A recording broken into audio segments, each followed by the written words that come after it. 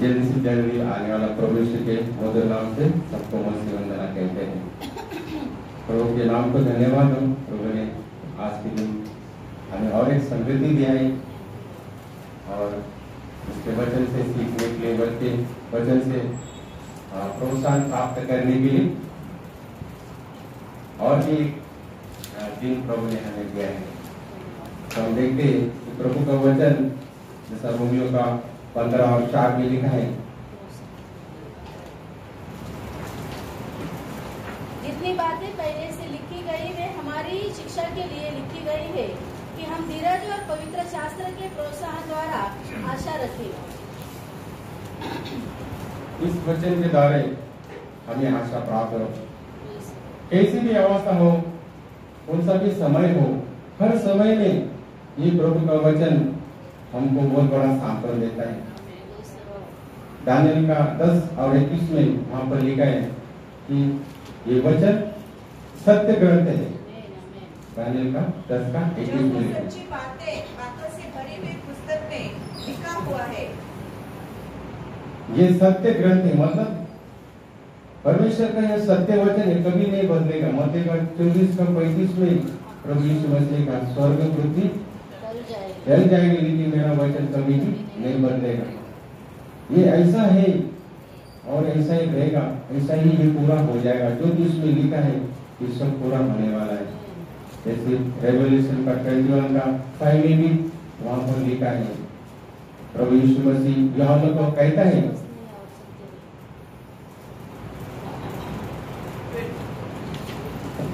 Revolution प्रकटीकरण 21 में 5, जो सिंहासन पर बैठा था उसने कहा, देख मैं सब कुछ नया कर देता हूँ। फिर उसने कहा, लिख ले, क्योंकि ये वचन विश्वास के योग्य और सत्य है। ये वचन सत्य है, कि इसमें कोई भी विश्वास कर सकता है और ये ऐसा ही होने वाला है। मतलब परमेश्वर हमको बहुत पहले से बताता है कि उसके हृदय में मनुष्य के बारे में क्या विचार है, क्या उसकी योजना है ना। यिर्मयाह का 29 का 11 में भी हम देखते हैं कि परमेश्वर अपना दिल खोल के मनुष्य को ये बताता है कि उसके हृदय में क्या है, मनुष्य के बारे में क्या योजना है। यिर्मयाह 29 का 11, जो कल्पनाएं मैं तुम्हारे विषय करता हूँ उन्हें मैं जानता हूँ। वे हानि के नहीं वरन कुशल के हैं और अंत में तुम्हारी आशा पूरी करूँगा। देखो कितना सुंदर बात यहाँ पर परमेश्वर कहता है, तुम्हारे बारे में मेरे सारे योजना, एक भी योजना ऐसा नहीं कि हमारा नाश होने के लिए, लेकिन अंत में हमारा भला ही होने के लिए। देखो परमेश्वर शास्त्र में बार बार ये वायदा करता है, मेरे वचन को मानो, मेरे वचन को हृदय में रखो, मेरे वचन को मानने से तुम सदा जीवित रहोगे, है ना। यूहन्ना का 8 का 51 में भी प्रभु यीशु मसीह कहते हैं, मैं सत्य सत्य तुम्हें कहता हूँ। यूहन्ना 8 का 51, मैं तुम्हें सच सच कहता हूँ कि यदि कोई व्यक्ति मेरे वचन पर चलेगा तो वह अनंत काल तक मृत्यु को न देखेगा। देखो कितना सुंदर बात है, जो कोई मेरी बातों को विश्वास करेगा वो अनंत काल के लिए कभी भी मृत्यु को नहीं देखेगा। मतलब वो मेरे से कभी भी अलग नहीं हो जाएगा। जब तक उसका सांस चलता है वो मेरे संगति में रहेगा, और जब उसकी सांस समाप्त हो जाएगी अगले क्षण को हमेशा के वो मेरे साथ में रहेगा। और हमें ये संगति देने के लिए परमेश्वर को कितना बड़ा दाम देना पड़ा। 1 कोरिन्थियों का 1 और 9 में लिखा है, 1 कोरिन्थियों 1 का 9 में लिखा है, परमेश्वर सच्चा है, इसने तुमको अपने पुत्र हमारे प्रभु यीशु मसीह की संगति में बुलाया है। देखो हम परमेश्वर के निकट कभी भी नहीं आ सकते थे। यशायाह 53 का 6 में लिखा है कि आप भेड़ों की तरह भटक गए थे और कभी भी परमेश्वर के निकट नहीं आ सकते थे। हमें परमेश्वर को पहुंचा भी नहीं, लेकिन उसका बड़ा प्रेम हमको क्रोध से आके बचा लिया। और इसलिए इस संगति में हमेशा हमें बना रहना है, उससे लिपटे रहना है। जैसे कि अनुवाद का 4 का 4 में लिखा है कि जितने लोग परमेश्वर से लिपटे रहे वे जीवित रहे। देखो कितना सुंदर बात है। प्रियो, एक बात से मैं तुमको प्रोत्साहन करना चाहता हूँ, जब भी हम परमेश्वर के वचन को सुनते हैं ये जानना है कि ये वचन हमको प्रभु क्यों सुना रहा है। खास बात है उसका पालन करने के लिए। और पालन करने से हमको क्या लाभ हो जाएगा? रेवल्यूशन का 21:7 में लिखा है, यो ऐसा एक आनंद से भरा, शांति से भरा हुआ जगह में हम जाने वाले, जहाँ पर अनंत काल के लिए कोई भी दुख तकलीफ हमारा अनंत काल में पीछा नहीं करेगा, और कोई भी बुराई वहाँ पे नहीं रहेगा, कोई झगड़ा नहीं रहेगा, कोई पाप वहाँ पर नहीं रहेगा। हमेशा हमेशा हमेशा के लिए हम परमेश्वर के सानिध्य में रहेंगे। ये है इस वचन को सुनाने का और उसको पालन करने का उद्देश्य हमारे जीवन में। 27 का गढ़ियों का सेवा जो दे पाए वही इन वस्तुओं का वारिस होगा, और मैं उनका परमेश्वर होऊंगा और वह मेरा पुत्र होगा। देखो कितना सुंदर बात है। परमेश्वर कहते हैं जो कोई जय प्राप्त करेगा उसको भी सब कुछ दे देगा, है ना। और जय पाना मुश्किल नहीं है। 2 कोरिन्थियों का 2:14-15 में लिखा है, जयवंत प्रभु हमारे साथ में है। परमेश्वर का धन्यवाद हो जो मसीह में सदा हमको जय के उत्सव में लिए फिरता है और अपने ज्ञान का सुगंध हमारे द्वारा हर जगह फैलाता है। देखो हमें विजय में भी हर दिन चलाते, कभी कभी हर दिन। और सबसे खास बात है कि हमारे द्वारे वचन का सुगंध को भी फैलाता है। थोड़ा सा आगे बढ़ो। क्योंकि हम परमेश्वर के निकट उद्धार पाने वालों और नाश होने वालों दोनों के लिए मसीह की सुगंध है। और थोड़ा आगे। उसके लिए तो मरने के निमित्त मृत्यु की गंध और कितनों के लिए जीवन के निमित्त जीवन की सुगंध। भला इन बातों के योग्य कौन है? देखो प्रियो कितना सुंदर बात है। ये जो उद्धार पाते हैं उनके बीच में ये क्या है? मसीह का सुगंध है। लेकिन जिनका नाश होता है उनके लिए क्या है? ये वचन लोग सहन नहीं कर सकते हैं, और इसलिए उनके लिए क्या है? मृत्यु का दुर्गंध है। लेकिन है ना, प्रभु का वचन सबके लिए अच्छा है, लेकिन जो व्यक्ति प्रभु का बात को नहीं मानेगा तो फिर वो उसके उस दोष के कारण है। परमेश्वर का वचन हमें जरूर भला करता है और भला भी करता है, लेकिन उस वचन को हमें हृदय में रख के उसका पालन करना चाहिए। यही है उद्देश्य। परमेश्वर बार बार हमको ये वचन को सुनाता है। परमेश्वर का उसके चुने हुए लोगों के बारे में बहुत खास इच्छा की हम देखते हैं व्यवस्था 14:2 में।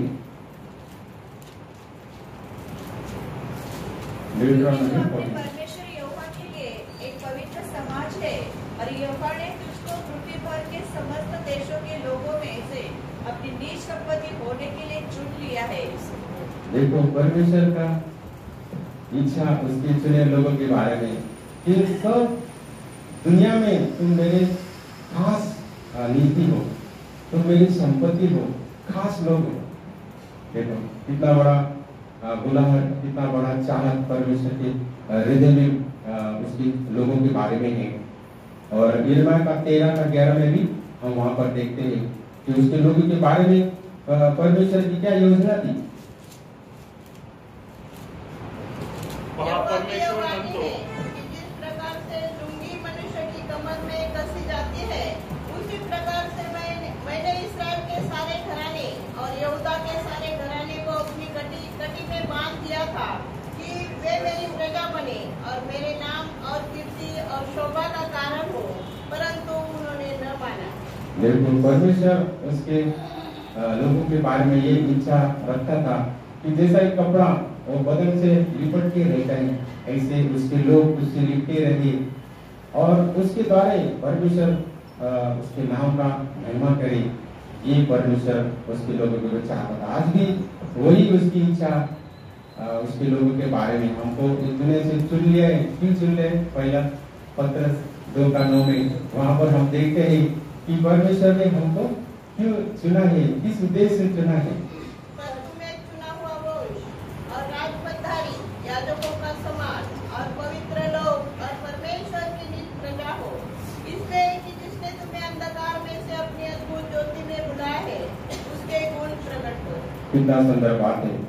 परमेश्वर कैसा है, उसका प्रेम कितना निर्मल है, ये बातों को हम हमारे जीवन के द्वारा लोगों को बताए, है ना। परमेश्वर कैसा है, विशुद्ध प्रभु यीशु मसीह दुनिया में आके अपने शब्दों से, अपने कार्य से ये सब प्रकट करके बताया। उसी तरह से आज हमको भी प्रभु इस दुनिया में रखा है ताकि ये नाश होने वाला दुनिया हमारे तरफ देखे और वो लोग भी जीवित परमेश्वर को जाने, जैसे कि 2 कोरिन्थियों का 3 में लिखा है। यह प्रकट है कि तुम मसीह की पत्री हो, जिसको हमने सेवकों के समान लिखा, और जो स्याही से नहीं परंतु जीवित परमेश्वर के आत्मा से, पत्थर की पट्टियों पर नहीं परंतु हृदय की मांस रूपी पट्टियों पर लिखी है। देखिए, जब मनुष्य ने पाप किया और परमेश्वर से दूर हो गए, है ना, सब लोग परमेश्वर से भटक गए, लेकिन ऐसे अवस्था में परमेश्वर ने उसके दासों को भेजा ताकि वो लोग परमेश्वर के बारे में जाने, उसकी इच्छा को जाने। लेकिन आखिरी में उसने उसके प्रिय पुत्र को, प्रभु यीशु मसीह को दुनिया में भेजा, और आज हम लोग इस दुनिया में मसीह का प्रतिनिधित्व करते हैं। हम उसके राजदूत हैं। 2 कोरिन्थियों का 5 का 19-20 में वहाँ पर बहुत सुंदर तरह से लिखा है। परमेश्वर ने मसीह में होकर अपने साथ संसार का मेल मिलाप कर लिया और उनके अपराधों को दोष पर नहीं लगाया, और उसने मेल मिलाप का वचन हमें सौंप दिया है। इसलिए हम मसीह के लिए राजदूत हैं। मानो परमेश्वर हमारे द्वारा विनती कर रहा है। हम मसीह की ओर से निवेदन करते हैं कि परमेश्वर के साथ मेल मिलाप कर लो। देखिए, यहाँ पर हमारा मेल मिलाप करके ये सेवा का हमें सौंपा है। हम परमेश्वर की राजदूत हैं और ये कहते हैं कि देखो, परमेश्वर के साथ आप कनेक्ट कर लो, उससे मेल मिलाप कर लो, और एक दिन परमेश्वर इस दुनिया से उसका बदला लेने वाला है, पलटा लेने वाला है। इसलिए प्रभु ने हमको ये दुनिया में रखा है कि हम उन लोगों को यीशु समाचार के द्वारा वो लोग अभी परमेश्वर के साथ मेल हो जाए, है ना। यीशु का 2:14 में लिखा है, यीशु का 2:14 में बहुत सुंदर बात लिखा है, क्योंकि वही हमारा मेल है, जिसने दोनों को एक कर लिया और अलग करने वाली दीवार को जो बीच में थी ढा दिया। देखो, वो हमारा मेल है, वो हमारी शांति है। कितना सुंदर बात है। तो आज हम नियम का किताब से ध्यान करने वाले हैं। बहुत ही सुंदरता से ये किताब भरा हुआ है।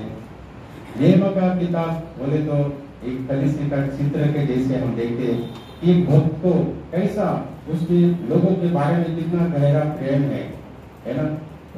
प्रभु के लोग जब मुश्किल हालत में है, नहीं क्या, उस वक्त उसका हृदय कितना व्याकुल हुआ है और वो हृदय से कितना गहराई से चाहता है कि उसके लोग फिर से स्थापित हो।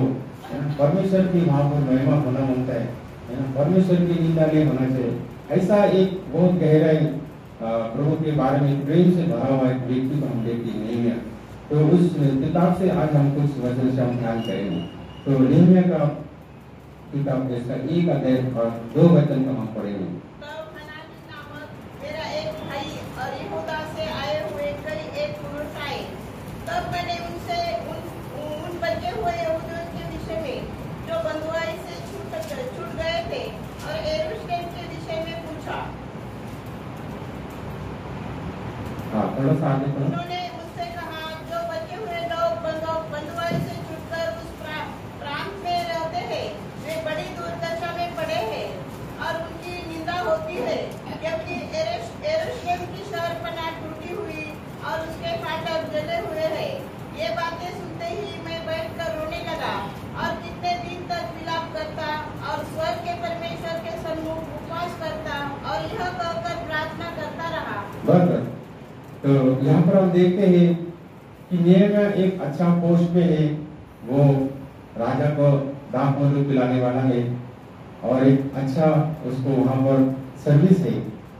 यदि भी बंधुआ में भी है, लेकिन एक उसको अच्छा से वहाँ पर रहने के लिए सब कुछ है। लेकिन जब उसके गांव से लोग इसका एक बार बंधुजन वहाँ पर आता है तो तुरंत उसको पूछता है कि यरूशलेम का क्या हालत है। देखो प्रियो, आज अपने को प्रभु ने इतना बड़ा उद्धार दिया है, लेकिन हमारे मंडली में, हमारे आस पड़ोस में, हम जहाँ पर काम करते या स्कूल पढ़ते, ऐसी जगह में जो लोग अभी भी उद्धार नहीं पाए हैं, वो बहुत तकलीफ में है, अंधकार के बंधन में फंसे। उनके बारे में हमको तरस आता है क्या? जरूर आएगा, है ना। जब प्रभु के लोग प्रभु के संगति में रहते तो बाइबल कहता है रोम का 14 का 17 में कैसा अनुभव है वो, रोम का 14-17 में प्रभु से, क्योंकि परमेश्वर का राज्य खाना पीना नहीं परंतु धर्म और मेल मिलाप और वह आनंद है जो पवित्र आत्मा से होता है। देखो देवराज का अनुभव बहुत ही सुंदर है। भले वो कितना तकलीफ से रहेंगे लेकिन वो देवराज का अनुभव में चल रहा है। लेकिन जो लोग उस अनुभव से दूर है, वंचित है, उनके बारे में हमको याद आता है क्या?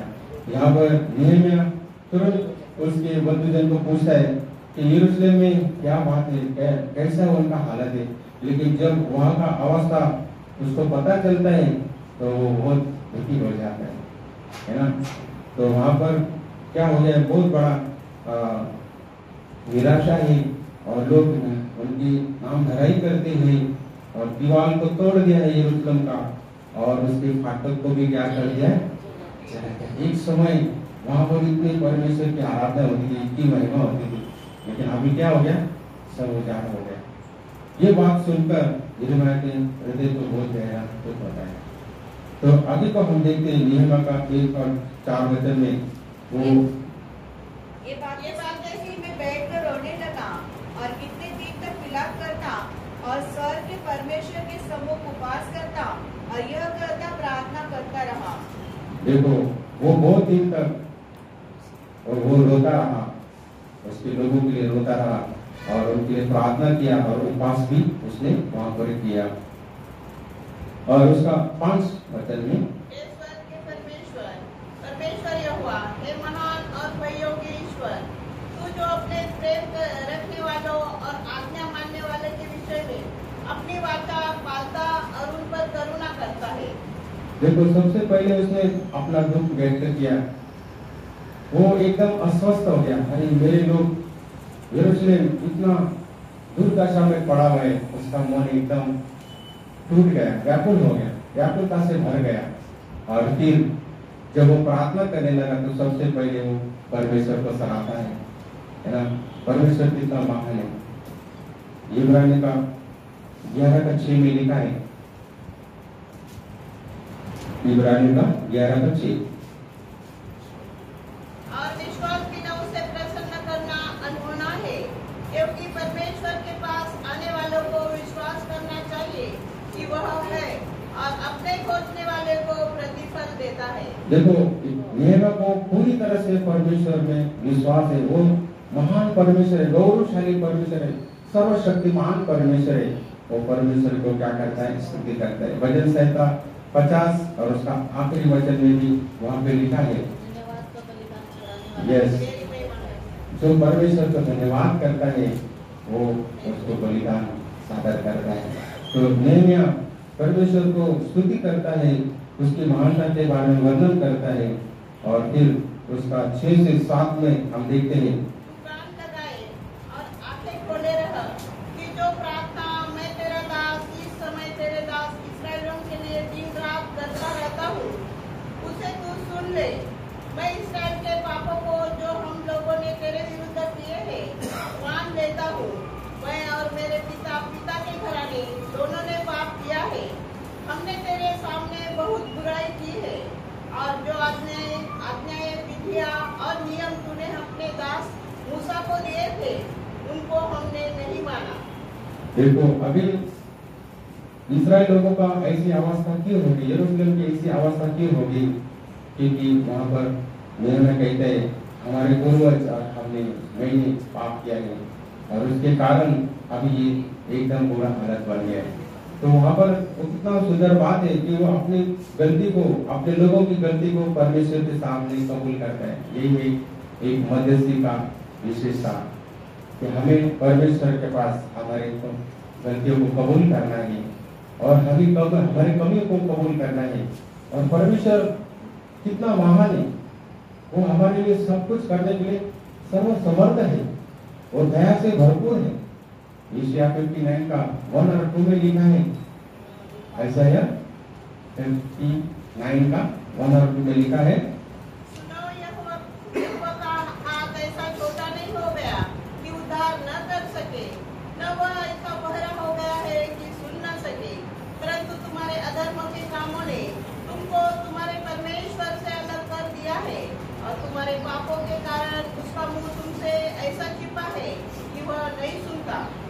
देखो प्रियो, परमेश्वर हमारी सहायता नहीं कर सकता है, उसका हाथ छोटा हो गया। अभी कुछ सामान अगर ऊपर रखा है तो हमारा हाथ वहाँ पे नहीं घुसता है, हमको स्टूल या सीढ़ी का आधार लेना पड़ता है ताकि हमारा हाथ वहाँ पर पहुंचे। परमेश्वर को ऐसा नहीं। और कुछ लोगों को सुनाई नहीं देता, 2 या 3 बार और वो भी ऊंची आवाज से बताना पड़ता है, तब वो हमारा संदेश उन लोगों के पास पहुंच जाता है। ऐसा परमेश्वर कम सुनता है क्या? परमेश्वर कहते हैं नहीं, मेरा हाथ भी छोटा नहीं है और मैं आपकी बात सुन नहीं सकता, ऐसा मुझे कम सुनाई देता, ऐसा भी नहीं। लेकिन तुम्हारा पाप क्या हो गया है? दीवार जैसा बन गया है। ये तो प्रियो, सबसे पहले हमें इस दीवार को गिराना है। अगर कुछ भी हमारे और परमेश्वर के बीच में दीवार बन गया है हमारा पाप, तो हमें सबसे पहले उसको हटाना है। और परमेश्वर फिर हमारा परमेश्वर के साथ क्या हो जाएगा? बातचीत शुरू हो जाएगा। तो यहाँ पर नेहमिया यही बात कहकर उसकी प्रार्थना को शुरू करता है। और फिर उसका 8 से लेकर 11 तक हम देखते हैं उस वचन की सुधि ले जो तूने अपने दास मूसा से कहा था, यदि तुम लोग विश्वासघात करो तो मैं तुमको देश देश के लोगों में तितर बितर करूंगा। परंतु यदि तुम मेरी ओर फिरो और मेरी आज्ञाओं को मानो और उन पर चलो, तो चाहे तुम में से निकाले हुए लोग आकाश की छोर में भी हो, तो भी मैं उनको वहां से इकट्ठा करके उस स्थान में पहुंचाऊंगा जिसे मैंने अपने नाम के निवास के लिए चुन लिया है। अब वे तेरे दास और तेरी प्रजा के लोग हैं, जिनको तूने अपनी बड़ी सामर्थ और बलवंत हाथ के द्वारा छुड़ा लिया है। हे प्रभु, विनती यह है कि तू अपने दास की प्रार्थना पर और अपने उन दासों की प्रार्थना पर जो तेरे नाम का भय मानना चाहते हैं कान लगा, और आज अपने दास का काम सफल कर और उस पुरुष को उस पर दयालु कर। देखिए, यहाँ पर नेहमिया को परमेश्वर का वचन अच्छा मालूम है, किस तरह से परमेश्वर ने इस्राएल लोगों को सुंदर सुंदर वायदे दिए थे। लेकिन अभी वो लोग उन वायदों से दूर हुए, परमेश्वर को वो लोग बातों को नहीं सुन रहे। तो परमेश्वर ने क्या कहा? अगर मेरे लोग मुड़ेंगे तो वो कितना भी दूर रहेंगे, कितना भी बंधन में रहेंगे, वहां से मैं उनको खींच कर लाऊंगा, उनको छुड़ाकर मेरे उपस्थिति में उनको लेके आए। कितना सुंदर वायदा है, नहीं क्या? तो परमेश्वर आज भी कोई व्यक्ति अभी भी प्रभु से दूर है, तो उदार नहीं पाया है, तो आज प्रभु उसको भी ये वचन के द्वारा वायदा देता है, तो मेरे पास लौट क्या है ना? मैं तुझे बताऊंगा, मैं क्या कुछ नहीं कर सकता तेरे लिए, मैं तेरे लिए सब कुछ करेगा, है ना? जब एजिकेल का 18 अध्याय में वहां पर भी 30 से 32 में परमेश्वर वहां पर अपने मनोगत को व्यक्त करता है। मुझे खुशी नहीं किसी का पाप में अंतर हो जाए, खुशी नहीं। तब यहोवा की यह वाणी है, हे इस्राएल के घराने, मैं तुममें से हर एक मनुष्य का न्याय उसके चाल चलन के अनुसार ही करूंगा। पश्चाताप करो और अपने सब अपराधों को छोड़ो, तभी तुम्हारा अधर्म तुम्हारे ठोकर खाने का कारण न होगा। अपने सब अपराधों को जो तुमने किए हैं दूर करो, अपना मन और अपने आत्मा बदल डालो। हे इस्राएल के घराने, तुम क्यों मरो? क्योंकि प्रभु यहोवा की यह वाणी है, जो मरे उसके मरने से मैं प्रसन्न नहीं होता, इसलिए पश्चाताप करो, तभी तुम जीवित रहोगे। देखो, परमेश्वर कितना अपना खुला दिल से आज भी वो लोगों को बुलाता है। उसको पापी मनुष्य पाप में मर जाए ऐसे बिल्कुल भी सबका उद्धार हो जाए, सब लोग उस मेल मिलाप में आ जाए, ये प्रभु की एकदम दिल की गहराई चाहते। 1 तिमोथी का 2:4 में हम देखते हैं कि वहां पर भी परमेश्वर ये बात बोलता है, जो यह चाहता है कि सब मनुष्यों का उद्धार हो। वो चाहता है सब लोगों का उद्धार हो जाए।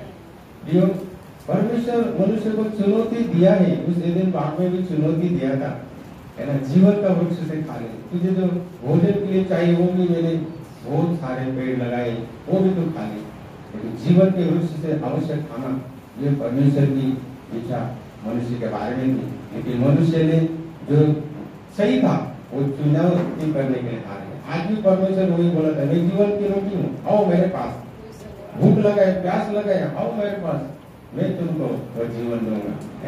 यशायाह में कितना सुंदर तरह से यशायाह का 55 में वहां को लिखता है, कितना सुंदर बात वहां को लिखा है।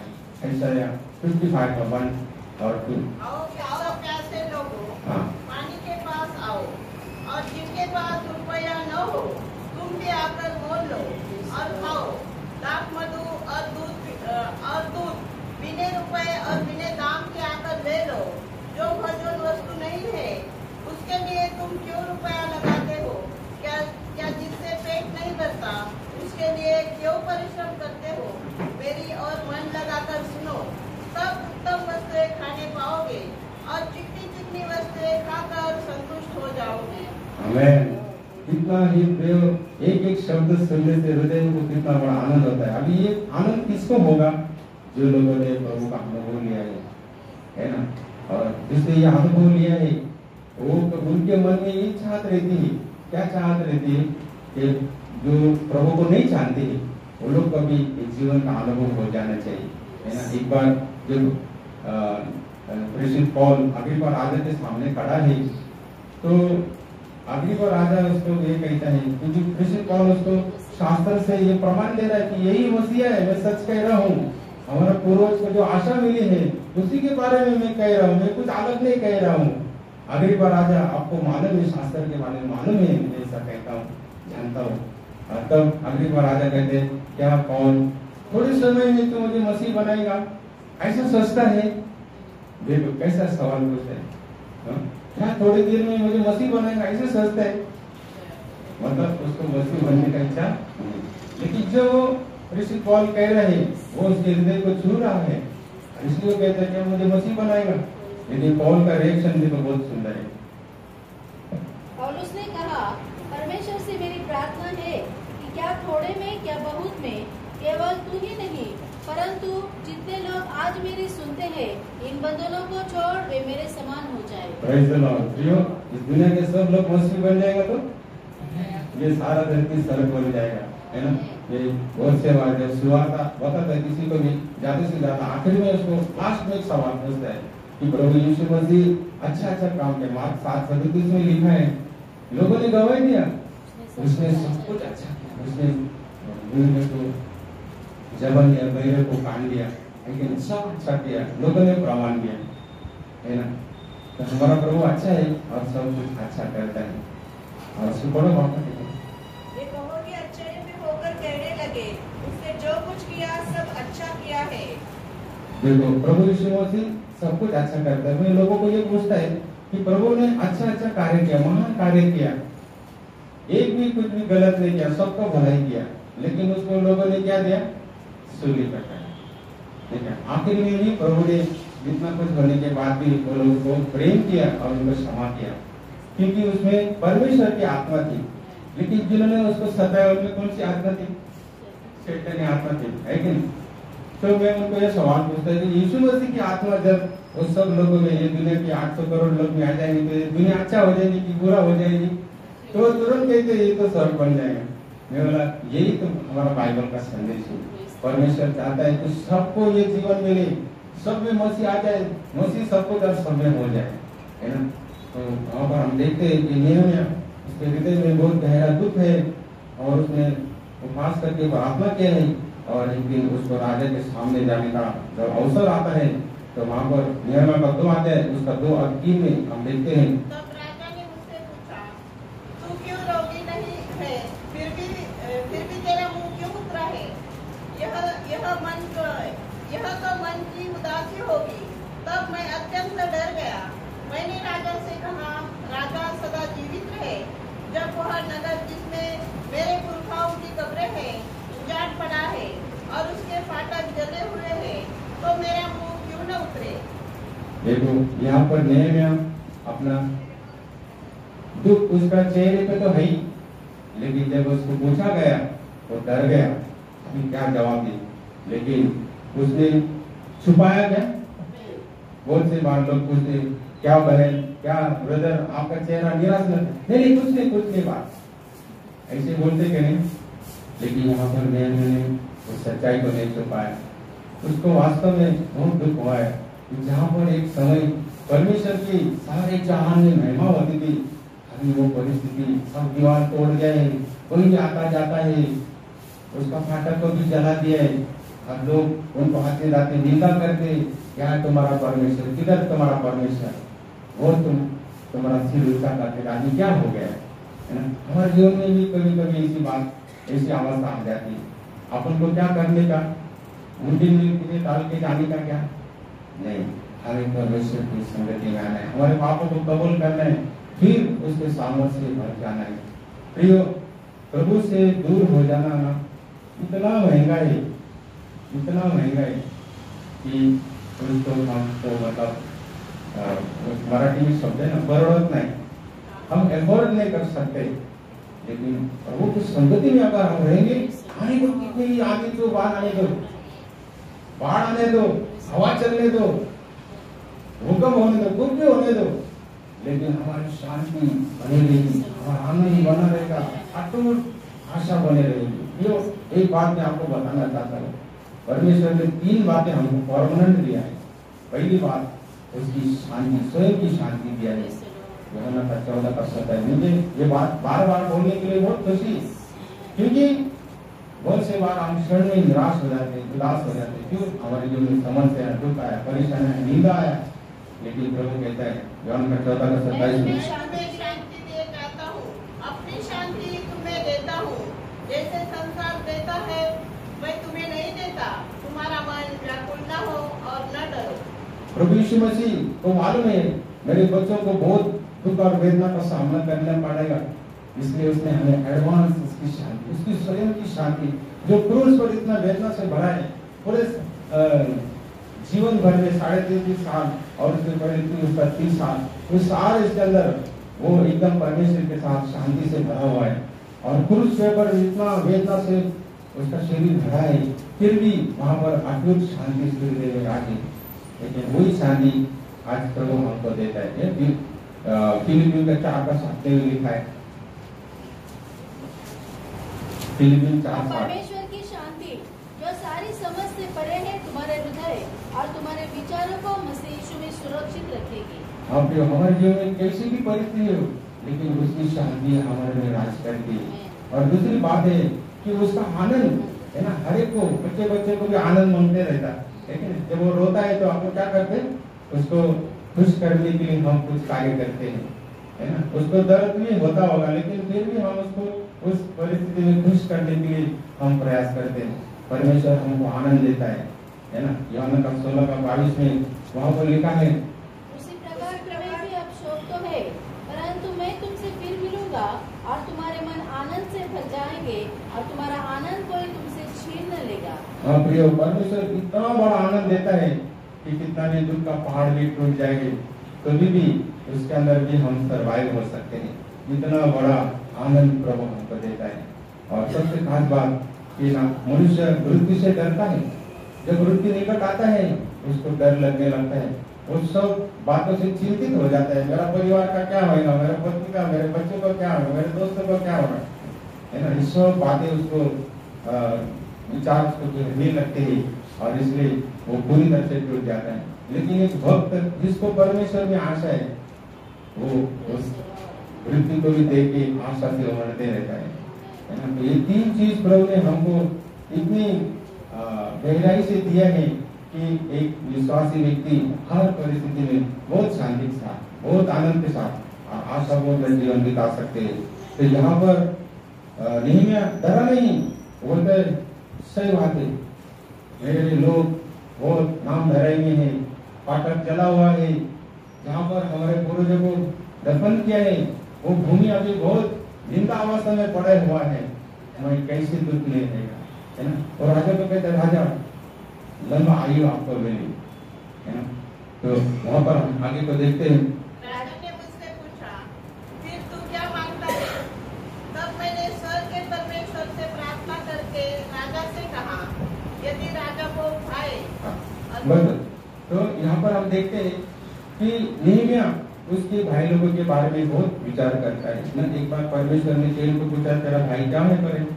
तो कैल ने जवाब दिया, क्या मेरा भाई का मैं रखवाला हूँ। देखिए प्रभु ने हमको बचाया, जो भी भाई बहन हमको प्रभु ने दिया है वो सब हमारे भाई बहन है, हमारा स्वर्ग का नाता है। हमें जरूर उसके बारे में चिंता, उसके बारे में हमें उसका पहरेदार करना चाहिए। वचन संहिता में एक जगह पे लिखा है, यदि मैं यरूशलेम को भूल जाऊं तो मेरा देना हाथ उसकी कारागिरी को भूल जाए। मतलब कितना प्रभु का दास है ना, यरूशलेम को कितना हृदय की गहरे से चाहता है। वो बोलते अगर मैं उसको भूल जाऊँ तो मेरा दया ना अभी अपना हाथ का जो स्किल है ना, अपने हाथ से अपन कुछ बनाते हैं, कुछ डिजाइन बनाते, कुछ इंजीनियरिंग करते, बहुत कुछ करते, हमारा हाथ का स्किल रहता है, क्या वो भूल सकता है क्या? है ना, जो अपने को आता है होता है, ऐसा नहीं होता है, ठीक है। लेकिन यहाँ पर प्रभु का दास कहते हैं अगर मैं यरूशलेम को भूल जाऊँ, उसकी मंगल कुशलता को मैं भूल जाऊँ, तो मेरा देना हाथ का कारागिरी में भूल जाऊँ। मतलब वो इतना यरूशलेम की भलाई को चाहता है, उसकी सुरक्षा चाहता है, उसकी महिमा चाहता है परमेश्वर की। एक बार यीशु मसीह ने यरूशलेम की ओर जब देखा तो देख के रोया, है ना। उसने बहुत चाहा कि उसके लोगों के पास आया, उनको परमेश्वर का संदेश दिलाया और वो लोग भी परमेश्वर से आशीषित हो जाए, ये परमेश्वर मसीह चाहता था। लेकिन 3.5 साल सेवकाई करने के बाद भी वो लोग उस पर विश्वास करने के लिए तैयार नहीं थे। इसलिए भविष्य में कैसी अवस्था यरूशलेम की हो जाने वाली है, ये सब कुछ प्रभु देखते हुए यरूशलेम के और देख के रोया, है ना। तो उसी तरह से यूहन्ना का तीसरा पत्र और 4 में वहां पर हम देखते हैं कि यूहन्ना कहता है मुझे इससे बढ़कर और कोई आनंद नहीं कि मैं सुनूं कि मेरे बच्चे सत्य पर चलते हैं। लेकिन जो प्रभु के लोगों को सबसे बड़ा आनंद किसमें है? जब प्रभु के लोग प्रभु में चलते, सुरक्षित अवस्था में चलते, उस वक्त प्रभु के दास कहते हैं कि मुझे इतना बड़ा खुशी और किसी भी नहीं। इसका मतलब प्रभु के लोग अगर प्रभु में रहेंगे, प्रभु के आज्ञा को पालन करेंगे, इसके द्वारा भक्तों को बहुत बड़ा आनंद होता है ना। फिर हम देखते हैं कि पौल के बारे में भी जब जनवरी 4:19 में हम देखते हैं, वो बोलता है मुझे प्रस्तुति वेदना होती है ना। कृष्ण पौल बहुत जगह पे जाकर वचन को सुनाया, कई जगह पे मंडली खड़ा हो गया, कई लोग विश्वासी लोग को जीता, लेकिन उन सब के बाद में उसके हृदय में बहुत आस्था रहती थी कि वो लोग विश्वास में बने रहे, वो कमजोर ना हो जाए। इसलिए हमेशा वो क्या करता था, उसका उनका गहरी खुशहाली पूछता था, है ना। आपको मान लीजिए एक फैमिली में जब बेटा की या बेटी की शादी हो जाती है, खास करके बेटी की शादी होती है तो चली जाती, ससुराल चली जाती है, नहीं क्या। तो लेकिन वो माँ बाप का दिल हमेशा उसके बच्चे पर रहता है। इवन अगर बच्चा पढ़ने को जाएगा इधर बोर्डिंग में या कुछ डिग्री करने के लिए, तभी वो माँ बाप का दिल हमेशा बच्चे पर रहता है। मेरा बच्चा ठीक से पढ़ रहा है, उसको अच्छा स्वास्थ्य है क्या, उसको कुछ समस्या आए क्या, है ना। हमेशा रात दिन उस बच्चे के बारे में सोचते हैं। ऐसे प्रेषित पौल को मंडली के बारे में हमेशा बोल रहता था। इसलिए वो यहाँ पर कहता है कि जब तक तुम्हें मसीह का रूप न बन जाए, तब तक मैं तुम्हारे लिए फिर चर्चा की पीड़ाएं सहता हूँ। देखो पौल को बहुत हृदय में बहुत आस्था है कि जिसको भी उसने वचन सुना है वो कोई भी विश्वास में कमजोर ना हो जाए, है ना। वो लोग विश्वास में स्ट्रांग दृढ़ता से बने रहे, ये उसको हमेशा लगता था। फिर यहाँ पर नियम को हम देखते हैं, नियम का 2 अध्याय उसका 5 से 8 तक। यदि राजा को भाए और तो अपने दास से प्रसन्न हो, तो मुझे यहूदा और मेरे पुरखाओं की कब्रों के नगर को भेज, ताकि मैं उसे बनाऊं। तब राजा ने, जिसके पास रानी भी बैठी थी, मुझसे पूछा, तू कितने दिन तक यात्रा में रहेगा और कब लौटेगा? अतः राजा मुझे भेजने को प्रसन्न हुआ और मैंने उसके लिए एक समय नियुक्त किया। फिर मैंने राजा से कहा, यदि राजा को भाए तो महानद के पार के अधिपतियों के लिए इस आशय की चिट्ठियां मुझे दी जाए कि जब तक मैं यहूदा को न पहुंचूं, तब तक वे मुझे अपने देश में से होकर जाने दे, और सरकारी जंगल के रखवाले आसपास के लिए भी इस आशय की चिट्ठी मुझे दी जाए, ताकि वह मुझे भवन से लगे हुए राजगढ़ की गढ़ियों के लिए और शहर पना के और उस घर के लिए जिसमें मैं जाकर रहूंगा लकड़ी दे। मेरे परमेश्वर की कृपा दृष्टि मुझ पर थी, इसलिए राजा ने यह विनती स्वीकार कर ली। तब मैंने महानद के पार के अधिपतियों के पास जाकर उन्हें राजा राजा ने मेरे संग सेनापति और सवार भी भेजे, यह सुनकर कि एक मनुष्य इस्राएल के कल्याण का उपाय करने को आया है। तो यहाँ पर देखो निहम्या थोड़ा भी समय जाने नहीं देता है। जैसा राजा कहता है कि तू क्या चाहता है, तो वहाँ पर ये सब बातें तो वो, लेकिन वहाँ पर हम देखते थे उसने प्रार्थना की, प्रभु अभी राजा पूछ रहा है तुझे क्या चाहिए, है ना, प्रभु अनुग्रह कर, उस राजा का दिल को तेरे हाथ में ले ले, उसके हृदय में दया आने दे, ताकि वो बोले जाओ जाकर उस दीवार को बनाओ, उसके फाटक को बनाओ, मेरे लोगों को जाके सांत्वन कर, जा क्या चाहिए तुझे, जो मुझे चाहे और मुझे मिल जाए प्रभु का उस कार्य के लिए। देखो है ना, और हम देखते हैं वहाँ पर एक महत्व का भाग जो 8 अध्याय का आखिरी में बोलता है परमेश्वर का हाथ मेरे साथ है। Praise the Lord. प्रियो, अगर परमेश्वर का हाथ हमारे साथ में है तो हर काम हमारे जीवन में सफल हो जाएगा। उसका वचन हमारा हृदय में होना चाहिए, है ना। तो हम जो भी मांगेंगे वो प्रभु हमारे लिए करेगा। परमेश्वर की आत्मा हमारे में है, उसका वचन हमारे में है, तो निश्चित हम परमेश्वर की इच्छा के खिलाफ में कुछ भी नहीं मांगेंगे।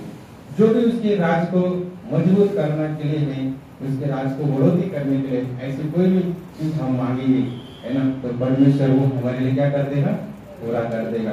तो यहाँ पर वो परमेश्वर को महिमा देता है कि परमेश्वर का हाथ मेरे साथ था, इसलिए ये सब कुछ राजा से मांगने के बाद ये मिल गया है।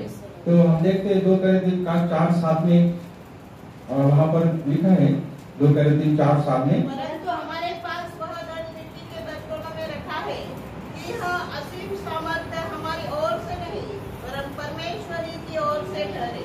देखिए बहुत इंपॉर्टेंट बात यहाँ पर प्रेषित पौल कहता है कि हमारे मिट्टी के बर्तन में असीम सामर्थ्य रखा है, ताकि हम समझे कि हमारे बलबूते से हम ये कुछ भी नहीं कर सकते, है ना। प्रियो, सही में वो जो खेत में नहीं क्या उसको मराठी में भुसकावना बोलते हैं, स्कार करो, स्कार करो, मतलब उसको ऐसे कपड़े पहने, एक लकड़ी देता, एक मड़का उसके रखते और उसको कोई पुराना शर्ट पहनाते, तो जब हवा आता है तो क्या हो जाता, वो हिलते रहता है।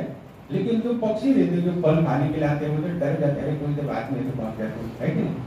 तो ऐसा परमेश्वर हमारे में इस मिट्टी के बर्तन में असीम हमारा कुछ भी उसमें खासियत नहीं है ना। घुसगवना त्याला काय म्हणतो मराठी घुसगवना, है ना, वो शत्रु के लिए डरने के लिए बात है, लेकिन हमारे लिए वो बहुत बड़ा सामर्थ्य है। उसका इतनी वजह है, प्रेषित पौल कहता है कि तुम हम समझे कि हमारे सामर्थ्य ये कार्य नहीं होता है। उसके बाद दूसरा उदाहरण हम देखते हैं, प्रेषित पौल कहते हैं जो भी मैं हूँ ये सब उस अनुग्रह के कारण है ना। मैंने सबसे ज्यादा परिश्रम किया, लेकिन मैंने नहीं, प्रभु का अनुग्रह ने ये सब कुछ किया। तो कितना सुंदर गवाही यहाँ पर हम देखते हैं। अभी नेक्स्ट हम देखते हैं यह 2:10 में, यह सुनकर कि एक मनुष्य इस्राएलियों के कल्याण का उपाय करने को आया है।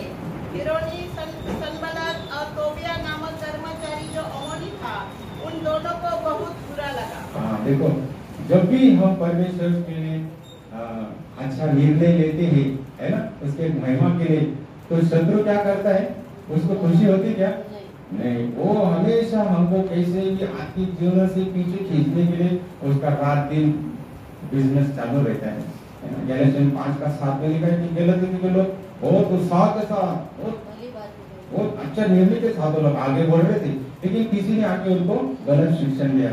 और वहाँ पर प्रेषित पौल कहते हैं दौड़ रहे थे, अब किसने तुमको रोक दिया कि सत्य को न मानो। हाँ, तुम सत्य में अच्छे दौड़ रहे थे। हमारे जीवन में ऐसा कभी भी नहीं होना चाहिए। अगर हमारा दिल गवाही देता है कि मेरा आर्थिक जीवन थोड़ा सा स्लो डाउन हो गया है, तो क्या करना चाहिए, हमें प्रभु के पास लौट के आना चाहिए, नहीं क्या। पहले तीसरी का 5:19 में क्या लिखा है, पवित्र आत्मा को मत बुझाओ। एक बार ये बुझ जाएगा तो वापस चलना मुश्किल है ना। रेवलेशन में परमेश्वर कहते हैं जो तेरे पास है वो बुझ ना पाए। रेवलेशन 2:25 में बोला है, मैं आने तक जो तेरे पास है उसको तो जरूर पकड़ेगा। जो प्रभु ने हमें हमारे लिए उसकी पवित्र आत्मा उंडेली है ना, यूपीसी कहीं करके उदा में लिखा है, पवित्र आत्मा के द्वारा हम पर मोहर लगाया है, तो इस पवित्र आत्मा को हमें जलते रखना है ना, कभी भी उसको बुझने को नहीं देना है। अगर बुझ जाएंगे तो कैसे उसको वापस सुलगा सकते है ना। प्रभु ने हमको नमक कहा है, नमक तुम लोग जगत की नमक हो। नमक का क्या कार्य रहता है? वो स्वाद लाता है, और कुछ चीज खराब होने वाले तो उसको सड़ने से बचाता है ना। हमको ऐसा बनाया है, लेकिन ये नमक उसका नमकीनपना जब नष्ट हो जाए तो वापस कैसे उसको नमकीन बना सकते हैं? जो हम लोग वृद्ध अवस्था में थे, और उस वृद्ध अवस्था से प्रभु ने हमको जिलाया है, और कभी भी हमें उस वृत्तिक अवस्था में नहीं जाना चाहिए, क्योंकि वो ऐसी अवस्था है कि वापस जैसे थे बनना बहुत मुश्किल बात है। एक मरेला आदमी वापस जिंदा होना बहुत मुश्किल है, असंभव बात है मनुष्य से।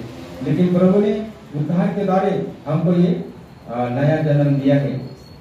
तो यहाँ पर ये संबलक जो है, इसको बहुत बुरा लग गया कि कोई तो भी यूदी लोगों का भला करने वाला है यहाँ पर आ गए, ये सुनकर उसको बहुत तकलीफ होने लगी। फिर हम उसका 11-12 में देखते हैं। जब मैं यरूशलेम पहुंच गया, तब वहाँ 3 दिन रहा। तब मैं थोड़े पुरुषों को लेकर रात को उठा। मैंने किसी को नहीं बताया कि मेरे परमेश्वर ने यरूशलेम के हित के लिए मेरे मन में क्या उपजाया था। अपनी सवारी के पशु को छोड़ कोई पशु मेरे संग न था। यहाँ पर 12 वचन पढ़ा। तब मैंने थोड़े पुरुषों को लेकर रात को उठा। मैंने किसी को नहीं बताया कि मेरे परमेश्वर ने यरूशलेम के हित के लिए मेरे मन में क्या उपजाया था। देखो, है ना, उसके हृदय में परमेश्वर ने ये बात को डाल दिया था, और शुरू में उसने ये किसी से शेयर नहीं किया। उसका 13 से 16 वचन में हम देखते हैं, मैं रात को तराई के फाटक में होकर निकला और अदगर के सौदे की ओर और कुड़ा फाटक के पास गया, और यरूशलेम की टूटी पड़ी हुई शहरपना और जले फाटकों को देखा। तब मैं आगे बढ़कर सौदे के फाटक और राजा के कुंड के पास गया, परंतु मेरी सवारी के पशु के लिए आगे जाने को स्थान न था। तब मैं रात नाले से होकर शहरपना को देखता हुआ चढ़ गया, फिर घूमकर तराई के फाटक से भीतर आया और इस प्रकार लौट आया। हाकिम न जानते थे कि मैं कहाँ गया और क्या करता था, वरन मैंने तब तक न तो यहूदियों को कुछ बताया था, और न याजकों और न रईसों को और न हाकिमों और न दूसरे काम करने वालों को। देखिए, नियम ने यरूशलेम का क्या अवस्था है, दीवार, उसका फाटक, ये सब उसने सुना, लेकिन जब वो वहां पर गया, सबसे पहले उसने क्या किया, वो सब जाके चेक किया कि वास्तव में ऐसा है क्या, है ना। उस सब का क्या किया, चुपचाप से जाकर क्या किया, उसका स्टडी किया, और जब उसको यकीन हुआ ये सब कुछ सही है, तब वो 17 वचन में कहता है, उसका 2:17 में, तब मैं उनसे कहा, तुम आप देखते हो कि हम कैसी दुर्दशा में है, कि यरूशलेम उजाड़ पड़ा है और उसके फाटक जले हुए हैं। आओ हम यरूशलेम की शहरपना को बनाए, कि भविष्य में हमारी नाम धराई न रहे। देखो कितना सुंदर बात है। वो उसके बंधु जन जो है, अधिकारी लोग हैं, उनको इकट्ठा करके उनको ये बात प्रोत्साहन करता है। आपको मालूम है, परमेश्वर का काम अकेले से नहीं होता है, ये टीम वर्क है ना। हमको प्रभु ने क्या किया है, सहकर्मी किया है। भजन संहिता 133 1 से 3 में वहाँ पे लिखा है, देखो ये क्या ही भली और मनोहर बात है कि भाई लोग आपस में मिले रहे। ये तो उस उत्तम तेल के समान है जो हारून के सिर पर डाला गया था और उसकी दाढ़ी पर बहकर उसके वस्त्र की चोर तक पहुंच गया। ये हारून की उस ओस के समान है जो सिय्योन की पहाड़ी पर गिरती है। यहोवा ने तो यही सदा के जीवन की आशीष ठहराई है। देखो कितना सुंदर बात है। परमेश्वर चाहता है कि बंधु लोग, जो भाई लोग है, कैसे मिलके रहे, और वो बहुत सुहाना है। वो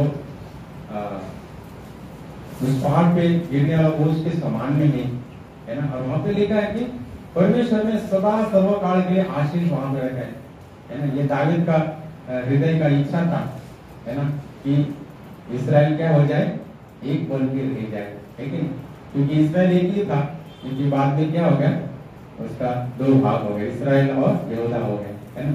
तो इसलिए वो हृदय से बहुत गहरा से चाहता था, है ना, कि प्रभु का लोग एक दिन होके रहे।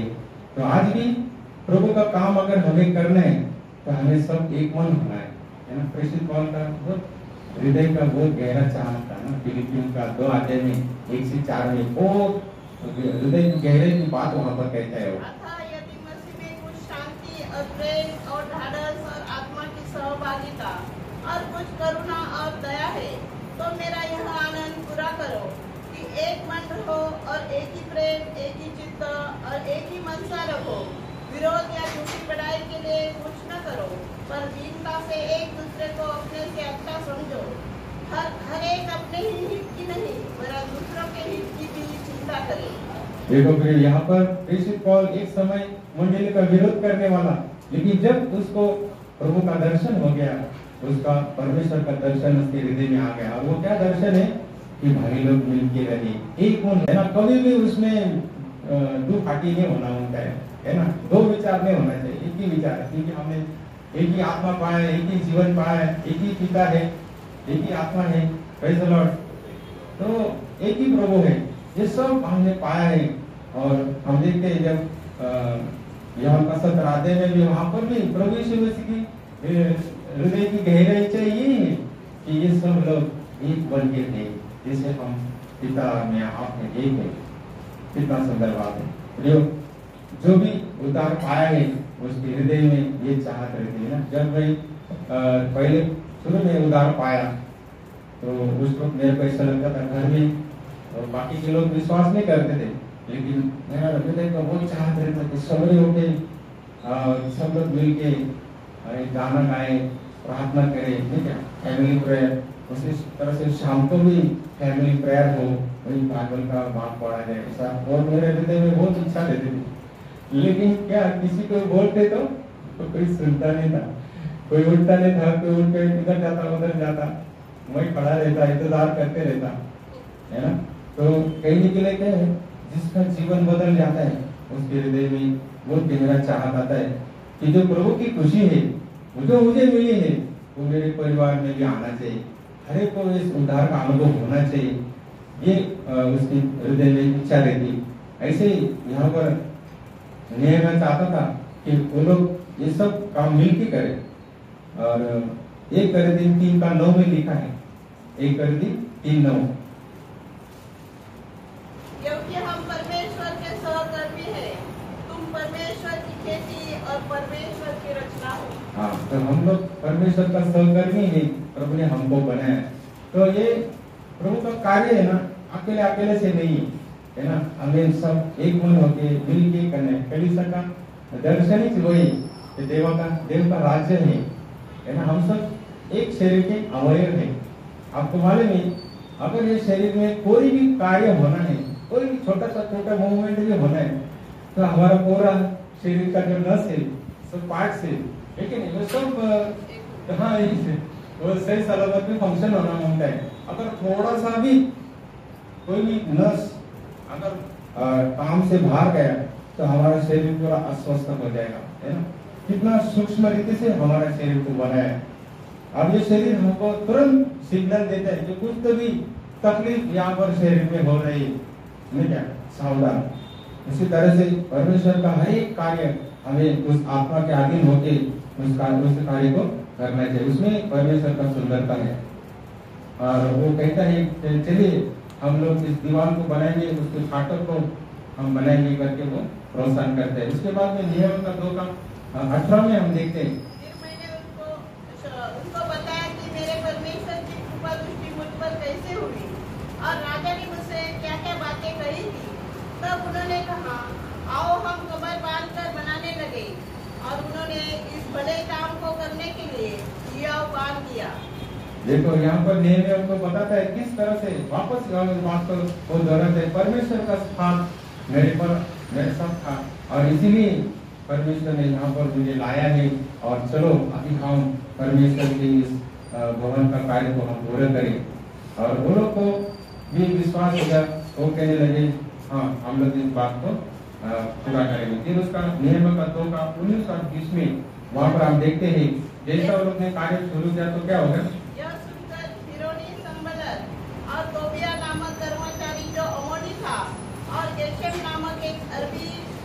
छत में उड़ाने लगे और हमें तुच्छ जानकर कहने लगे, यह क्या काम करते हो? क्या तुम राजा के विरुद्ध बलवा करोगे? तब मैंने उनको उत्तर देकर उनसे कहा, स्वर्ग का परमेश्वर हमारा काम सफल करेगा, इसलिए हम उसके दास कमर बांधकर बनाएंगे, परंतु यरूशलेम में तुम्हारा न तो कोई भाग और न हक और न स्मारक है। देखो यहाँ पर हम देखते हैं कि शुरू में हमने देखा कि वो संदर्भ जो है उसको जब पता चला कि कोई तो भी यहूदी लोगों का भलाई चाहने वाला आया है, ये जब उसको जाना तो क्या हो गया, बहुत ही निराश हो गया, है ना। तो लेकिन देखो बाद में हम उस निराशा का फल को हम देखते, वहां पर वो कार्य करने लगा, क्या करने लगा, वो उसका मजाक करने लगा, मेरा माता, है ना। जब भी हम परमेश्वर के कार्य के लिए निर्णय लेते हैं तो हो सकता है हमारी निंदा हो जाएगी, हमें कोई निराश करेगा या और भी कुछ ऐसी बातें आ सकती है, लेकिन जो हमने निर्णय लिया है उसमें हमें पीछे नहीं हटना है। वो कहता है क्या तुम ये दीवार बना के राजा के साथ बलवा करना चाहता है? लेकिन यहाँ पर हम देखते हैं कि नेहमिया उसके विश्वास में बहुत स्ट्रांग है, उसका पूरा यकीन है कि परमेश्वर हमारे साथ में, परमेश्वर ने मुझे नियुक्त किया है और यह कार्य अब परमेश्वर ही चाहता है इसको पूरा करे, क्योंकि उसको पूरा भरोसा है ना। हमारे जीवन में भी हमको ये यकीन रखना है कि मैं कौन हूँ, मैं उद्धार पाया व्यक्ति हूँ, मैं मसीह का राजदूत हूँ, मैं मिलाप करने वाला हूँ, मेरे पास बहुत बड़ा संदेश है, जीवन का संदेश है, मेल मिलाप का संदेश है। ये दुनिया नहीं जानता, ये दुनिया का अंत में क्या होने वाला नहीं मालूम है, लेकिन प्रभु के लोगों को मालूम है इस पृथ्वी का अंतिम भविष्य क्या है। 2 पतरस 3:13 में लिखा है, नया आसमान और नया धरती और धार्मिकता का युग होगा। आमीन। यो आज लोग कुछ भी सोचे, कुछ भी बोले, जुबान को हड्डी नहीं रहता तो कुछ भी लोग बोलते हैं, लेकिन परमेश्वर का वचन कभी भी नहीं बदलेगा। इसलिए मैं शुरू से ये बात बता रहा है, परमेश्वर वचन सत्य है। ये दिन ऐसा भविष्य में आएगा, सब कुछ नया बन जाएगा, प्रभु यीशु मसीह सब कुछ और सब में हो जाएगा। ये सब आज दुनिया में चल रहा है ना, ये कभी भी दिखाई नहीं देगा। वचन में लिखा है तुम दुष्ट को कभी भी वापस नहीं देखोगे। आज लोग हमको सताते, तकलीफ देते, वो तकलीफ से हम जा रहे हैं, लेकिन एक दिन परमेश्वर उनको याद दिलाएगा कि देखो ये लोग तुम्हारे बीच में मैंने इसलिए रखे थे ताकि तुम उनके जीवन को देखकर उसके कुछ आदर्श सीखे, लेकिन तुम लोगों ने क्या किया, उनको सताया, भगाया। बाइबल इस बात का प्रमाण देता है, जब लूका का 11:50 और 51 में वहां पर एक बहुत बड़ी लिस्ट प्रभु बताते कि जिन्होंने भी परमेश्वर को चाहा, प्रसन्न किया, उसकी आज्ञा को पालन किया, उनको दुनिया ने क्या किया। 11:50 जितने भविष्यवक्ताओं का लहू जगत की उत्पत्ति से बहाया गया है, सबका लेखा इस युग के लोगों से लिया जाएगा। हाबिल की हत्या से लेकर जकरिया की हत्या तक जो वेदी और मंदिर के बीच में घात किया गया, मैं तुमसे सच कहता हूँ, इन सबका लेखा इसी समय के लोगों से लिया जाएगा। देखो प्रियो, बहुत बड़ा हाबिल के लहू से लेकर जकरिया तक, है ना। यहाँ पर प्रभु यीशु मसीह गवाही देता है, इतना लोग जो प्रभु को चाहा, प्रभु को प्रसन्न किया, ये दुनिया ने बहुत बुरी तरह से सताया, और आखिर में जो जीवन का लेखक प्रभु यीशु मसीह आया, उसको भी ये दुनिया वाले ने सताया। फिर उसके जो चेले लोग थे, वो लोग ने इस परमेश्वर के कार्य को आगे बढ़ाया, तो हम देखते वो प्रेरित लोगों को भी, शिष्य लोगों को भी बहुत बुरी तरह से सता के उनको खत्म कर दिया। आज दुनिया में क्या हो रहा है, जो सच्चाई से चलते हैं उसको ये दुनिया क्या करता है, बयान करता है ना। यहाँ का साथ में क्या लिखा है, यीशु मसीह ने बहुत सुंदर गवाही वहां पर दिया है, ये संसार तुमसे बैर नहीं करती, मुझसे करती है बयान। क्यों? संसार तुमसे बैर नहीं कर सकता, परंतु वह मुझसे बैर करता है, क्योंकि मैं उनके विरोध में ये गवाही देता हूँ कि उनके काम बुरे हैं। देखो प्रियो, अगर हम संसार के विषय चलेंगे ना, ये संसार हमारा बहुत क्या करेगा, आगे आगे करेगा, हमें शाबाशी देगा। लेकिन जिस वक्त हम उनको कहेंगे ये तुम जो कर रहे हैं ना गलत है, देखना लगे तो हमारे दुश्मन बन जाएंगे। यीशु मसीह ने सब कार्य अच्छा किया, लेकिन जब उनकी गलतियों को बताया, उनकी कमी को बताया, तो यीशु मसीह कहते हैं वो लोग ने मुझसे क्या किया, बैठ गया। एक बार प्रभु यीशु मसीह ने कहा, मैंने बहुत सारे अच्छे कार्य किए हैं, किस कार्य के लिए तुम मुझे पत्थर मारना चाहते हैं? शास्त्र में लिखा है जो बुरा काम करता है उसको पत्थरवाह करना चाहिए। तो यीशु मसीह कहते हैं कि मैंने बहुत सारे अच्छे कार्य किए हैं, कौन से अच्छे कार्य के लिए आप पत्थर मारना चाहते हैं? देखो, है ना। तो हम देखते हैं कि हम परमेश्वर के राह में चलेंगे, लोग हमें निराश करेंगे, हमें सताएंगे। और यहाँ पर हम देखते हैं कि नेहम्याह का बहुत स्ट्रॉन्ग विश्वास था, वो एकदम निश्चित था कि मुझे क्या करना है और ये करने के लिए परमेश्वर ने मुझे भेजा है, इसलिए वो आगे बढ़ा। फिर हम देखते हैं नेहम्याह का 3 अध्याय का 1 से आखिरी तक, ये को पढ़ना नहीं, वहां पर हम देखते हैं कि एक बहुत अच्छा चित्र, एक संगठित चित्र वहां पर देखिए, है ना, जिसके भी घर के सामने जो दीवार का टूटा हुआ है ना, हर एक परिवार वो सबका उधर नाम लिखा है। वो एक दिन स्वर्ग में जाएंगे ना, तब प्रभु बताएगा, देख ऐसा ऐसा झगड़ा हो रहा था, ऐसा ऐसा तेरे घर में अशांति थी, लेकिन तुमने जाके उसको प्रभु का वचन बताया। कोई भाई या बहन प्रभु से दूर हो रहे थे, लेकिन जाके आपने उसको समझाया, उसको वापस मसीह में लेके आया, है ना। एक मराठी में बहुत अच्छा गाना है, उठा मेरा लोग करा तारी तुम्ही कारागीर है बांधा। बहुत सुंदर गीत है, ऐसा लगता है गीत बार बार सुनते रहे, है ना। हम सब लोग प्रभु का कारागीर, हमें ये दीवार को बनाना है, इस मंदिर को बनाना है, और ये बनाने के लिए प्रभु ने हमको क्या किया, ये जो बुलाहट दिया है। तो यहाँ पर है ना बहुत सुंदर एक परिवार के बारे में क्या इधर वर्णन दिया है कि वो लोग ने उनका एरिया में क्या किया, वहाँ काम शुरू कर दिया, और धीरे धीरे ये काम आगे बढ़ते गया। उधर से एक नमूना में बोलना चाहता है, नेहम्याह का 3:12 में उधर एक परिवार है, इससे आगे यरूशलेम के आदि जिले के हाकिम हल्लोनेश के पुत्र शल्लूम ने अपनी बेटियों समेत मरम्मत की। देखो उसको बेटा ने बेटी है, लेकिन फिर भी वो तो बेटियों ने बहुत पापा के साथ बहुत आनंद के साथ अरे अपना दीवार बनना चाहिए, क्योंकि शत्रु लोग हमको तकलीफ देते, और उन लोग ने क्या किया, बहुत आनंद के साथ उस दीवार को बनाया। वो पूरा अध्याय उसी के बारे में हम देखते हैं, कितना उत्साह के साथ, कितना एक मन के साथ, खुद भी उधर ढिलाई नहीं करते, बहुत उत्साह के साथ वो लोग ने वो कार्य को आगे बढ़ाते रहे। फिर हम देखते हैं उसका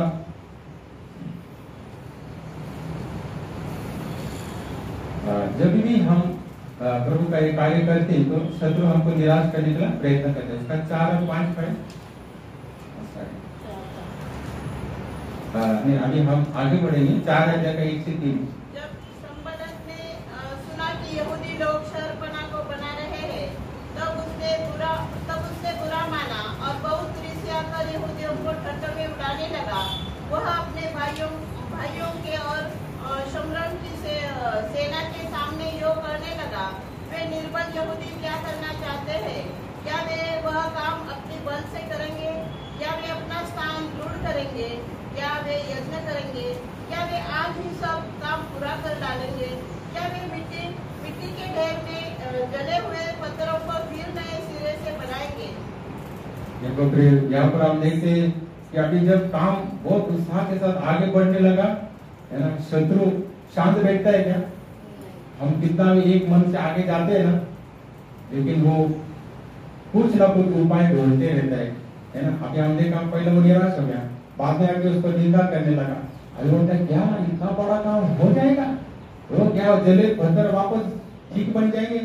देखो, है ना, वो परदेशी मोक्ष यात्रा में हम देखते कि जो क्रिश्चियन व्यक्ति रहता वो क्या करता है, सब कुछ छोड़ के उस नगर की ओर दौड़ के जाते रहता, नहीं था।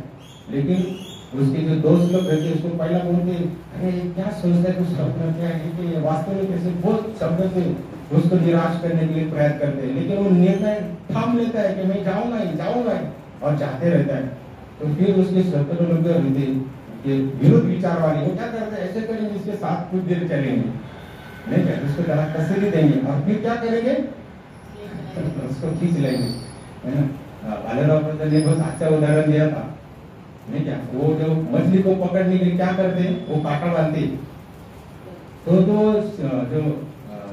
अर्थवर्म रहता है, वो उस मछली को क्या कहते हैं, ये बाबा मैं तेरे लिए मर गया है, आधा मरे तो इधर प्लीज मत आ, भाग भाग भाग, तेरी मौत इधर है, तू इधर मत आ। लेकिन वो मछली को समझता क्या? ऐसा है, परमेश्वर हमको कहते हैं कि मैं तुम्हारे लिए कार्य कर चुका हूँ, तुम मेरे पास आओ। नहीं क्या? वो गलती में मत फंसो, बुराई से तुम भागो। तो यहाँ पर ऐसा ही अवस्था बन गया है कि वो जो संपलक है उनको क्या करता है? विनाश करने के लिए। अरे इतना बड़ा काम है, तो इसे क्या अभी थोड़ा तो बना दिया, अभी अंत तो पूरा हो जाएगा क्या? आपको एक वचन याद आता होगा फिलिपियों के 1:6, अभी बहुत थोड़ा समय बाकी है, शैतान कई प्रकार से हमको निराश करेगा। लेकिन हम निराश होने का क्या? हमको कौन चला रहा है? प्रभु यीशु मसीह चला है, वो हमारा पुजारी है ना।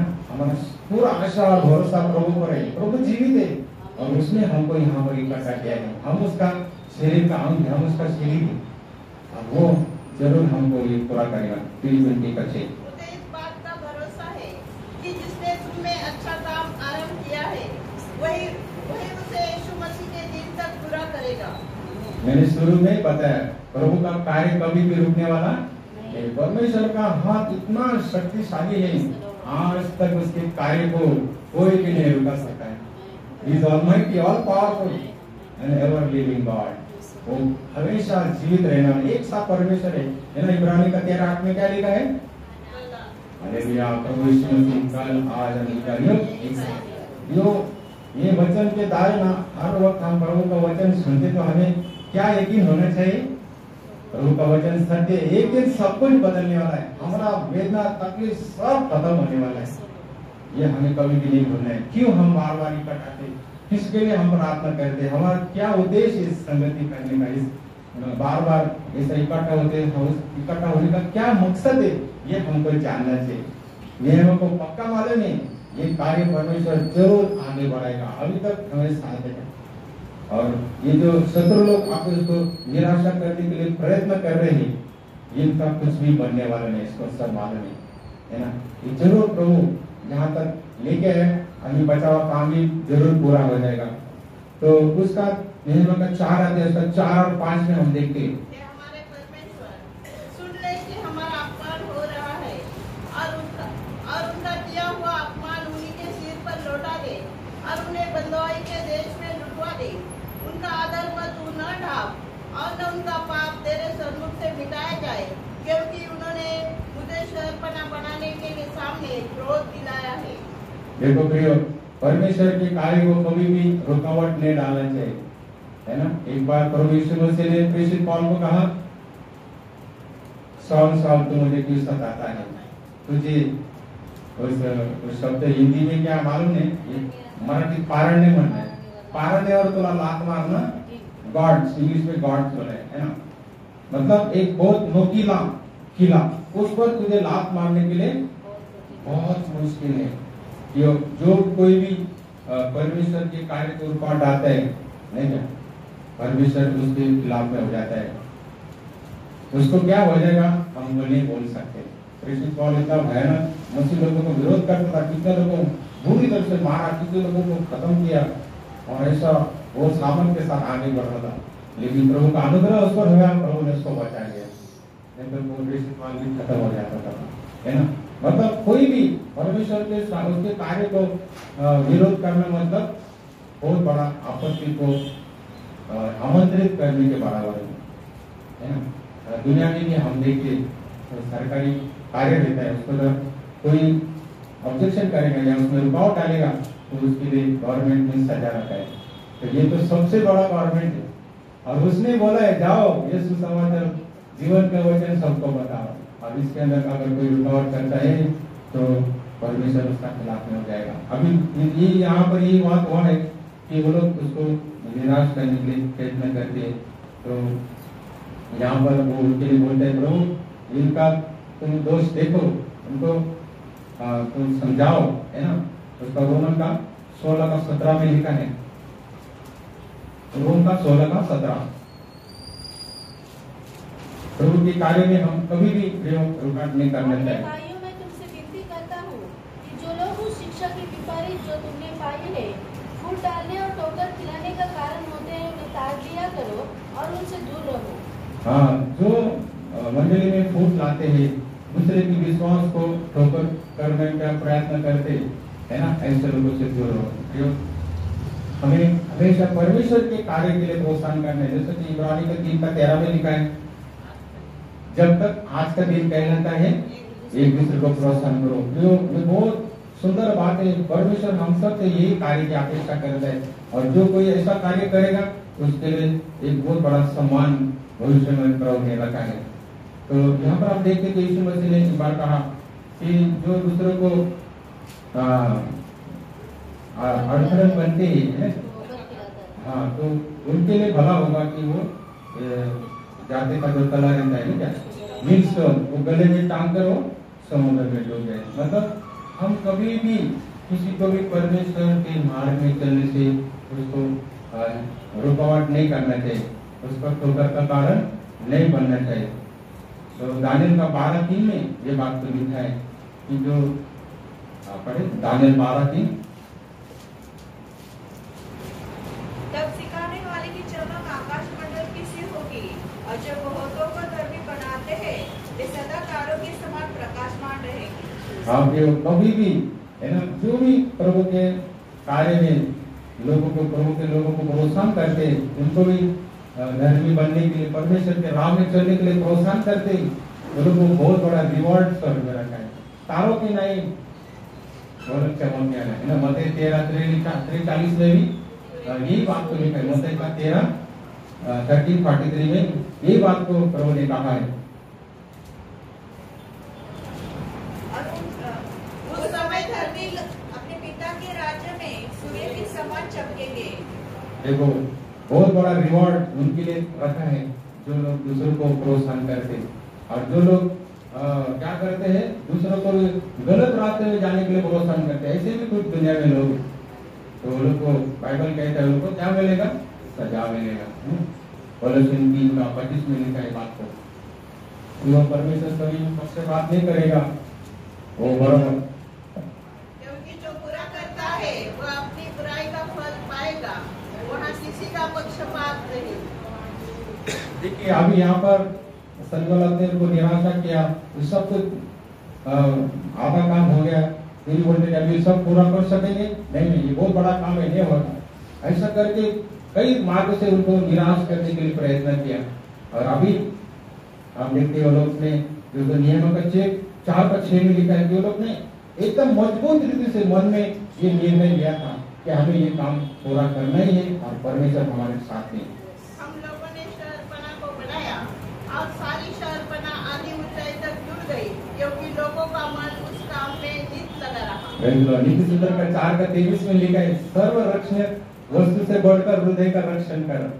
शैतान क्या करता है मालूम, कि हमारे मन में नेगेटिव विचार डालता है, तो हमारा मन किधर होना चाहिए, प्रभु में होना चाहिए। पहले कोरिन्थियन 2:16 में लिखा है कि प्रभु ने हमको मसीह का मन मिला है, तो ये मन में हमें क्या करना है, कोलोसियन 3:16 उसमें पूरा वचन से भर देना है।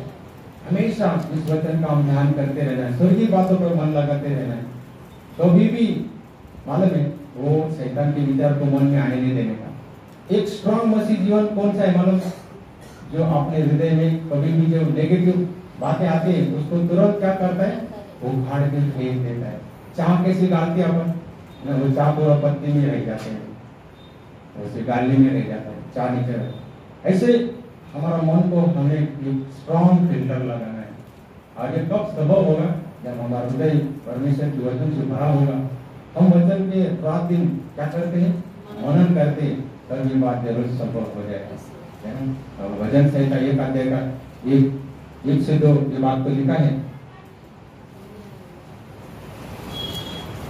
वचन संहिता, क्या ही धन्य है वह पुरुष जो दुष्टों की युक्ति पर नहीं चलता, अनर पापियों के मार्ग में खड़ा होता, अनर ठट्ठा करने वालों की मंडली में बैठता है, परंतु वह तो यहोवा की व्यवस्था से प्रसन्न रहता और उसकी व्यवस्था पर रात दिन ध्यान करता रहता है। देखो ऐसा व्यक्ति क्या होता है हमेशा, और वह उस वृक्ष के समान है जो बहुत ही नालियों के किनारे लगाया गया है और अपनी ऋतु में फलता है, और जिसके पत्ते कभी मुरझाते नहीं। इसलिए जो कुछ वह पुरुष करे वह सफल होता है। देखो है ना, जो परमेश्वर का वचन को रात दिन मनन करते हैं, उस वृक्ष के समान है जो नदी के किनारे लगाया, उसके पत्ते हरे रहते हैं और वो जो भी कार्य करता है वो क्या होता है, सफल हो जाता है।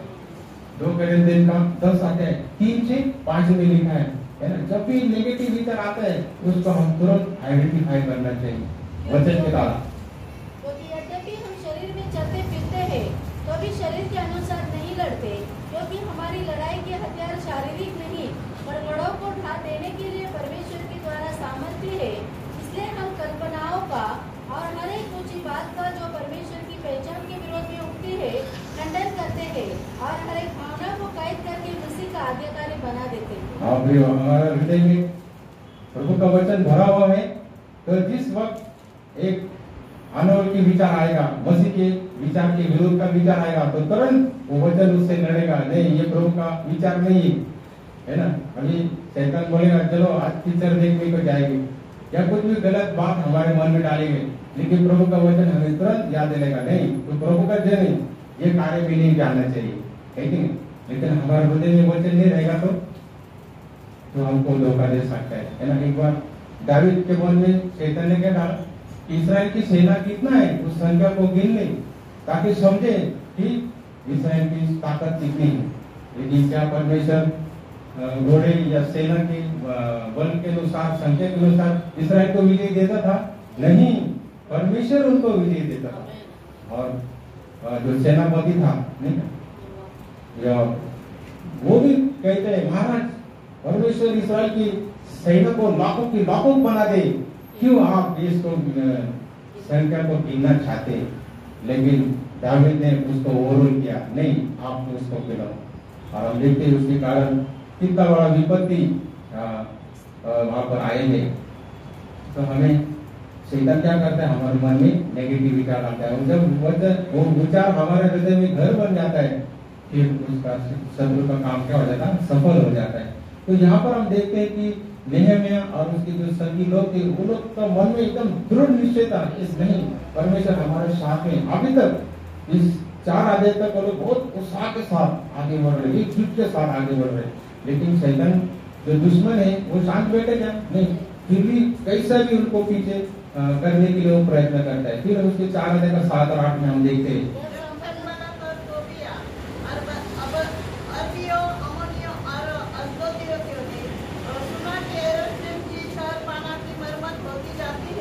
और उसमें उसके नाके बंद होने लगे हैं। तब उन्होंने उनको बहुत ही बुरा माना और सबों ने एक मन से गोष्ठी की, जाकर यरूशलेम से लड़े और उनमें गड़बड़ी डाले। परंतु हम लोगों ने अपने परमेश्वर से प्रार्थना की और उनके डर के मारे उनके विरुद्ध दिन रात पहरे बैठा दिए। देखो प्रियो, ये नेहम्याह की किताब है ना, इतना सुंदर है ना, मतलब कैसा जब हम एक प्रभु का आज्ञा के अनुसार उसके वचन के अनुसार हम आगे बढ़ते तो हम देखते गीत गाते ना, जितना तो आगे बढ़ेगा उतना खतरा गम की सियाई बढ़ती जाएंगे, है ना। तो यहाँ पर हम वही पिक्चर को देखते हैं कि जैसे जैसे अभी वो आगे बढ़ रहे उनको कामयाबी मिल रही है, वो एक मन से जा रहे थे, उनको बहुत गुस्सा है। अभी तक जो प्रयत्न किया ना वो सब निष्फल हो गया, कुछ भी उसके ऊपर दाव नहीं चला। क्यों? उसके मन में एकदम पक्का निश्चय है कि हमें आगे जाना ही है और परमेश्वर हमको इसमें अभी तक सहायता किया है। फिर वो लोग ने क्या किया, प्लान किया, इनको अटैक करेंगे, इनके साथ लड़ाई करेंगे और इसमें क्या करेंगे, गड़बड़ी डाल देंगे, उनको कंफ्यूजन में डाल देंगे ताकि इनका ये काम क्या हो जाए, बंद हो जाए। देखो कितना खतरनाक प्लान है। लेकिन आगे को क्या हो गया, उसका 9 वचन, परंतु हम लोगों ने अपने परमेश्वर से प्रार्थना की और उनके डर के मारे उनके विरुद्ध दिन रात पहरे बिठा दिए। देखो उनका काम सफल ना होने के लिए ये मैंने क्या किया, रात दिन वहां पर पहरा बिठा दिया, है ना, ताकि उस शत्रु का दाव न चले। वो लोग ने प्लान बनाया लेकिन उसको सफल होने नहीं दिया। तो हम वचन से देखते नहूम का 2 और 1 और 2 में, नहूम 2:1-2 सुराडा करणारा तुझ्या समोर चढाई करून आला आहे, पोटाचे संरक्षण कर, मार्गाची टेवाळणी कर, आपली कंबर कसून आपल्या सगळ्या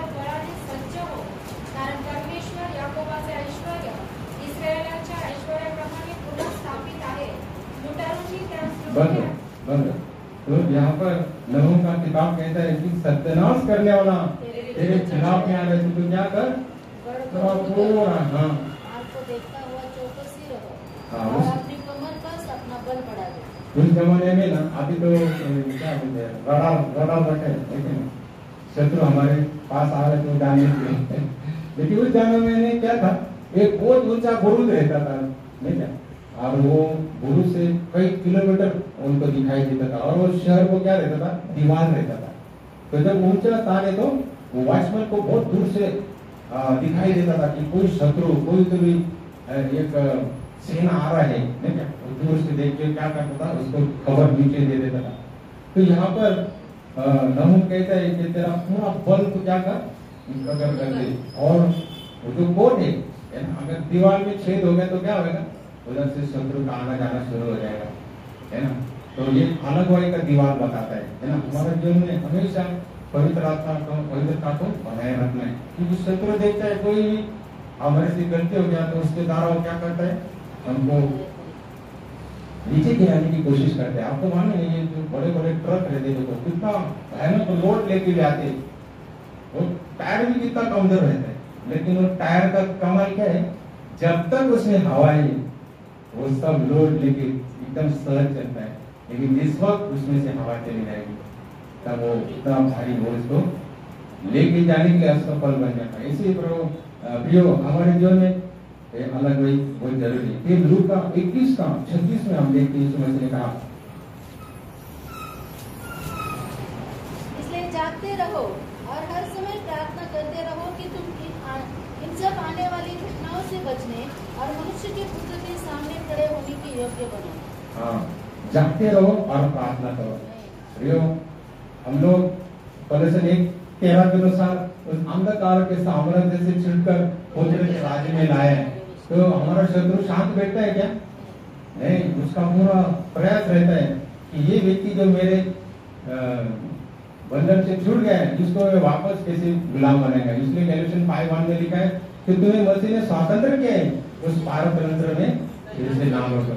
यो गुलामगिरी इतना भयानक है, उसमें से एक बार फंस जाएंगे तो उसमें निकल नहीं सकते। मानो ना, शिमशन को इतना भयंकर ताकत था, पवित्र आत्मा का सामर्थ था, लेकिन जब उसने उसका रहस्य शत्रु को बता दिया तो शत्रु ने क्या कर दिया, उसकी 7 बटा को कट कर दिया और वो निर्बल हो गया, और बाद में उसको आंखों को फोड़ दिया। ये आंखों को फोड़ना क्या बताता है कि व्यक्ति वापस पश्चाताप करके वो वापस ना जाए, है ना। ऐसा हमारा मार्ग को पूरा बंद करता है, ब्लाइंड बना देता है, ताकि हम वापस परमेश्वर के पास लौट के ना आए, है ना। मत्ती 26 और 41 में भी प्रभु ने बात को वार्निंग दिया है। 26:41 मैथ्यू 26:41। जागते रहो और प्रार्थना करते रहो कि तुम परीक्षा में न पड़ो। आत्मा तो तैयार है परंतु शरीर दुर्बल है। ये तो बहुत महत्व की बात है। आत्मा हमेशा उत्साहित रहता है, लेकिन शरीर में कई प्रकार का क्लेश आता है, वेदना आता है, बीमारी आता है। उसके द्वारा हमारे आत्मिक दौड़ को धीमा बनाने के लिए शत्रु प्रयास करते हैं। हम देखते हैं योग के जीवन में उसके बच्चे लोग गए, उसकी प्रॉपर्टी गए, उसके जो भेड़ बकरी सब कुछ नष्ट हो गया। आखिर पहले उसने किधर अटैक किया? उसके शरीर के पास, है ना। शैतान क्या बोलता है, वो सब कुछ दे देगा, उसके आगे उसकी चमड़े को, हड्डी मांस को तकलीफ दे दे, जरूर तुझे त्याग है। तो समझ लेना, जब आपके शरीर में क्लेश होता है, वेदना होते है, तो समझ लेना प्रभु आपको प्रमोशन दे रहा है। ये एक सिग्नल ही। अभी हम इस चित्र में देखते, पहले हंसी मजाक किया, धमकाया, सब कुछ किया, अरे कुछ भी नहीं हो रहा है। अभी इसको क्या करेंगे, अटैक करने का, मारपीट करने का, तलवार चलाने का। लेकिन वहां पर भी वो लोग नहीं डरे। शत्रु भी क्या करता है, आखिर उसका पास एक ही सोल्यूशन, वो देखते हैं इसकी आत्मा में हमेशा ही आनंदित रहता है। प्रभु का वचन कहते हैं, आनंद यहोवा में आनंद मेरा बोले, बहुत बड़ा सामर्थ्य है। तो ये हमेशा आत्मा में रहते हैं, तो उसको कभी फंसाओगे। फिर वो क्या करता है, हमारे प्राण को आघात करने के देखता है, कुछ भी विचार भेजता है, तो वहां पर भी क्या हो जाता, वो रिवॉल्ट हो जाता है क्या, उसका कुछ भी बात हमारे हृदय में नहीं बैठती। फिर आखिर में उसका एक चारा रहता, क्या करता था, हमारे शरीर को अटैक करता है। मराठी में म्हणे ना, सीधे उंगली से गीली निकलने को टेढ़ी करने पड़ती है। वो देखता है कि ये मेरा सब प्रयास से इससे कुछ चल रहा नहीं, तो अभी मैं क्या करूंगा, इसकी शरीर को क्लेश दूंगा, है ना। परिस्थिति कौन है, बहुत भयंकर उसको वेदना हो रही थी, बहुत तकलीफ में था। 3 बार प्रार्थना किया, प्रभु ये बहुत तकलीफ है, प्लीज इस तकलीफ को दूर कर। लेकिन प्रभु ने कहा मेरा आनंद में तेरे बिना। जो हमेशा हमें ये बात ध्यान में रखना है कि हमें जैसा प्रेरितों का काम 14:22 में लिखा है, हमें कई कष्टों का सामना करते हुए विश्वास में दृढ़ रहते हुए फिर हमें परमेश्वर के राज में जाना होगा। कोई रास्ता इसी मार्ग नहीं। तो ये बात हमें पक्का ध्यान में रखना है। तो यही बात हम यहाँ पर देखते हैं। उसके बाद नेहमिया का 4:10 में, परंतु यहूदी कहने लगे, ढोने वालों का बल घट गया और मिट्टी बहुत बड़ी है, इसलिए शहरपनाह हमसे नहीं बन सकती। देखा, इतना सारा यहाँ तक आने के बाद अभी लोगों की टुरटुर शुरू हो गए। अभी तो बहुत बाकी, बहुत काम बाकी, अब ये सब कुछ होगा क्या, उनके मन में डाउट आने लगा। देखा ना, तब उसके 10 से लेकर 14 तक पढ़ो। हमारे शत्रु कहने लगे, जब तक हम उनके बीच में न पहुंचे और उन्हें घात करने वह काम बंद न करे, तब तक उनको न कुछ मालूम होगा और न कुछ दिखाई पड़ेगा।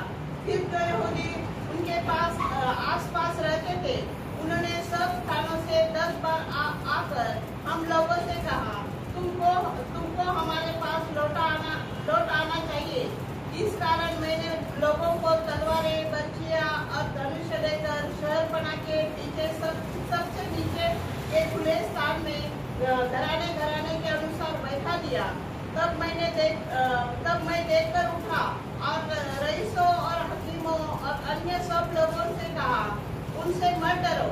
प्रभु जो महान और भय योग्य है, उसी को स्मरण करके अपने भाइयों, बेटों, बेटियों, स्त्रियों और घरों के लिए युद्ध करना। देखो यहाँ पर नेहमिया उनको हौसला दिलाता है, मत डरो, ये तुम्हारा कुछ भी नहीं कर सकेंगे, है ना। अपने बाल बच्चों, हमारे प्रियजन के लिए, प्रभु के लोगों के लिए हम लड़ाई करें, हम इसको कार्य को पूरा करना है, इसको आधा नहीं छोड़ने का है। लेकिन शत्रु वहाँ पर पूरा प्रयत्न करे कि इनका ये लोग का काम कैसा भी रुक जाए। फिर उसका 15 वचन में हम देखते हैं, जब हमारे शत्रुओं ने सुना कि यह बात हमको मालूम हो गई है और परमेश्वर ने उनकी युक्ति निष्फल की है, तब हम सबके सब शहरपनाह के पास अपने अपने काम पर लौट गए। देखो, है ना, परमेश्वर ने उसका सफल रहे और उनके प्लान को क्या कर दिया, फेल कर दिया, निष्फल कर दिया। तो प्रियो, अगर हम सतर्क रहेंगे तो हमको बार बार ये दिखाई देगा कि शत्रु का जो प्लान है क्या करेगा, प्रभु निष्फल कर देगा। इब्रानी का 10:35 में लिखा है, इसलिए अपना याव हाँ, तुम्हारा याव मत छोड़ो क्योंकि उसका बहुत बड़ा प्रतिफल है। जो हमें मंदिर में ऐसे नियम है, मांगते हर एक व्यक्ति एक नियम है रहना मांगते हैं, नियम के साथ, है क्या नहीं। कि वो प्रभु का शरीर का दर्शन हमको चाहिए कि हम कभी भी किसी भी बात से निराश न हो जाए। फिर हम देखते हैं नेहमिया का 4:16 में, उस दिन से मेरे आधे सेवक तो उस काम में लगे रहे और आधे बर्छियां, तलवारों और धनुष और झिलम को धारण किए रहते थे और यहूदा के सारे घराने के पीछे हाकिम रहा करते थे। हाँ, वहाँ पर है ना 2 ग्रुप बनाया है क्या, और उसमें लोग क्या कर दिया, काम करने लगे और कुछ लोग हथियार बांध के उनका रक्षण करने के लिए तैनात कर दिए। फिर हम देखते हैं उसका 17 से 23। शहरपनाह के बनाने वाले और बोझ से ढोने वाले दोनों भाग उठाते थे, अर्थात एक हाथ से काम करते थे और दूसरे हाथ से हथियार पकड़े रहते थे। राजमिस्त्री अपने अपनी जांघ पर तलवार लटकाए हुए बनाते थे। नरसिंगे का फूंकने वाला मेरे पास रहता था। इसलिए मैंने रईसों, हकीमों और सब लोगों से कहा, काम तो बड़ा और फैला हुआ है और हम लोग शहरपनाह पर अलग अलग एक दूसरे से दूर रहते हैं। इसलिए जिधर से नरसिंगा तुम्हें सुनाई दे, उधर ही हमारे पास इकट्ठे हो जाना। हमारा परमेश्वर हमारी ओर से लड़ेगा। यो हम काम में लगे रहे और में आधे पाँव पटने तक, तारों के निकलने तक बर्छियां लिए रहते थे। फिर उसी समय मैंने लोगों से यह भी कहा, एक एक मनुष्य अपने दास समेत यरूशलेम के भीतर रात बिताए रहे कि वे रात को तो हमारी रखवाली करे और दिन को काम करने में लगे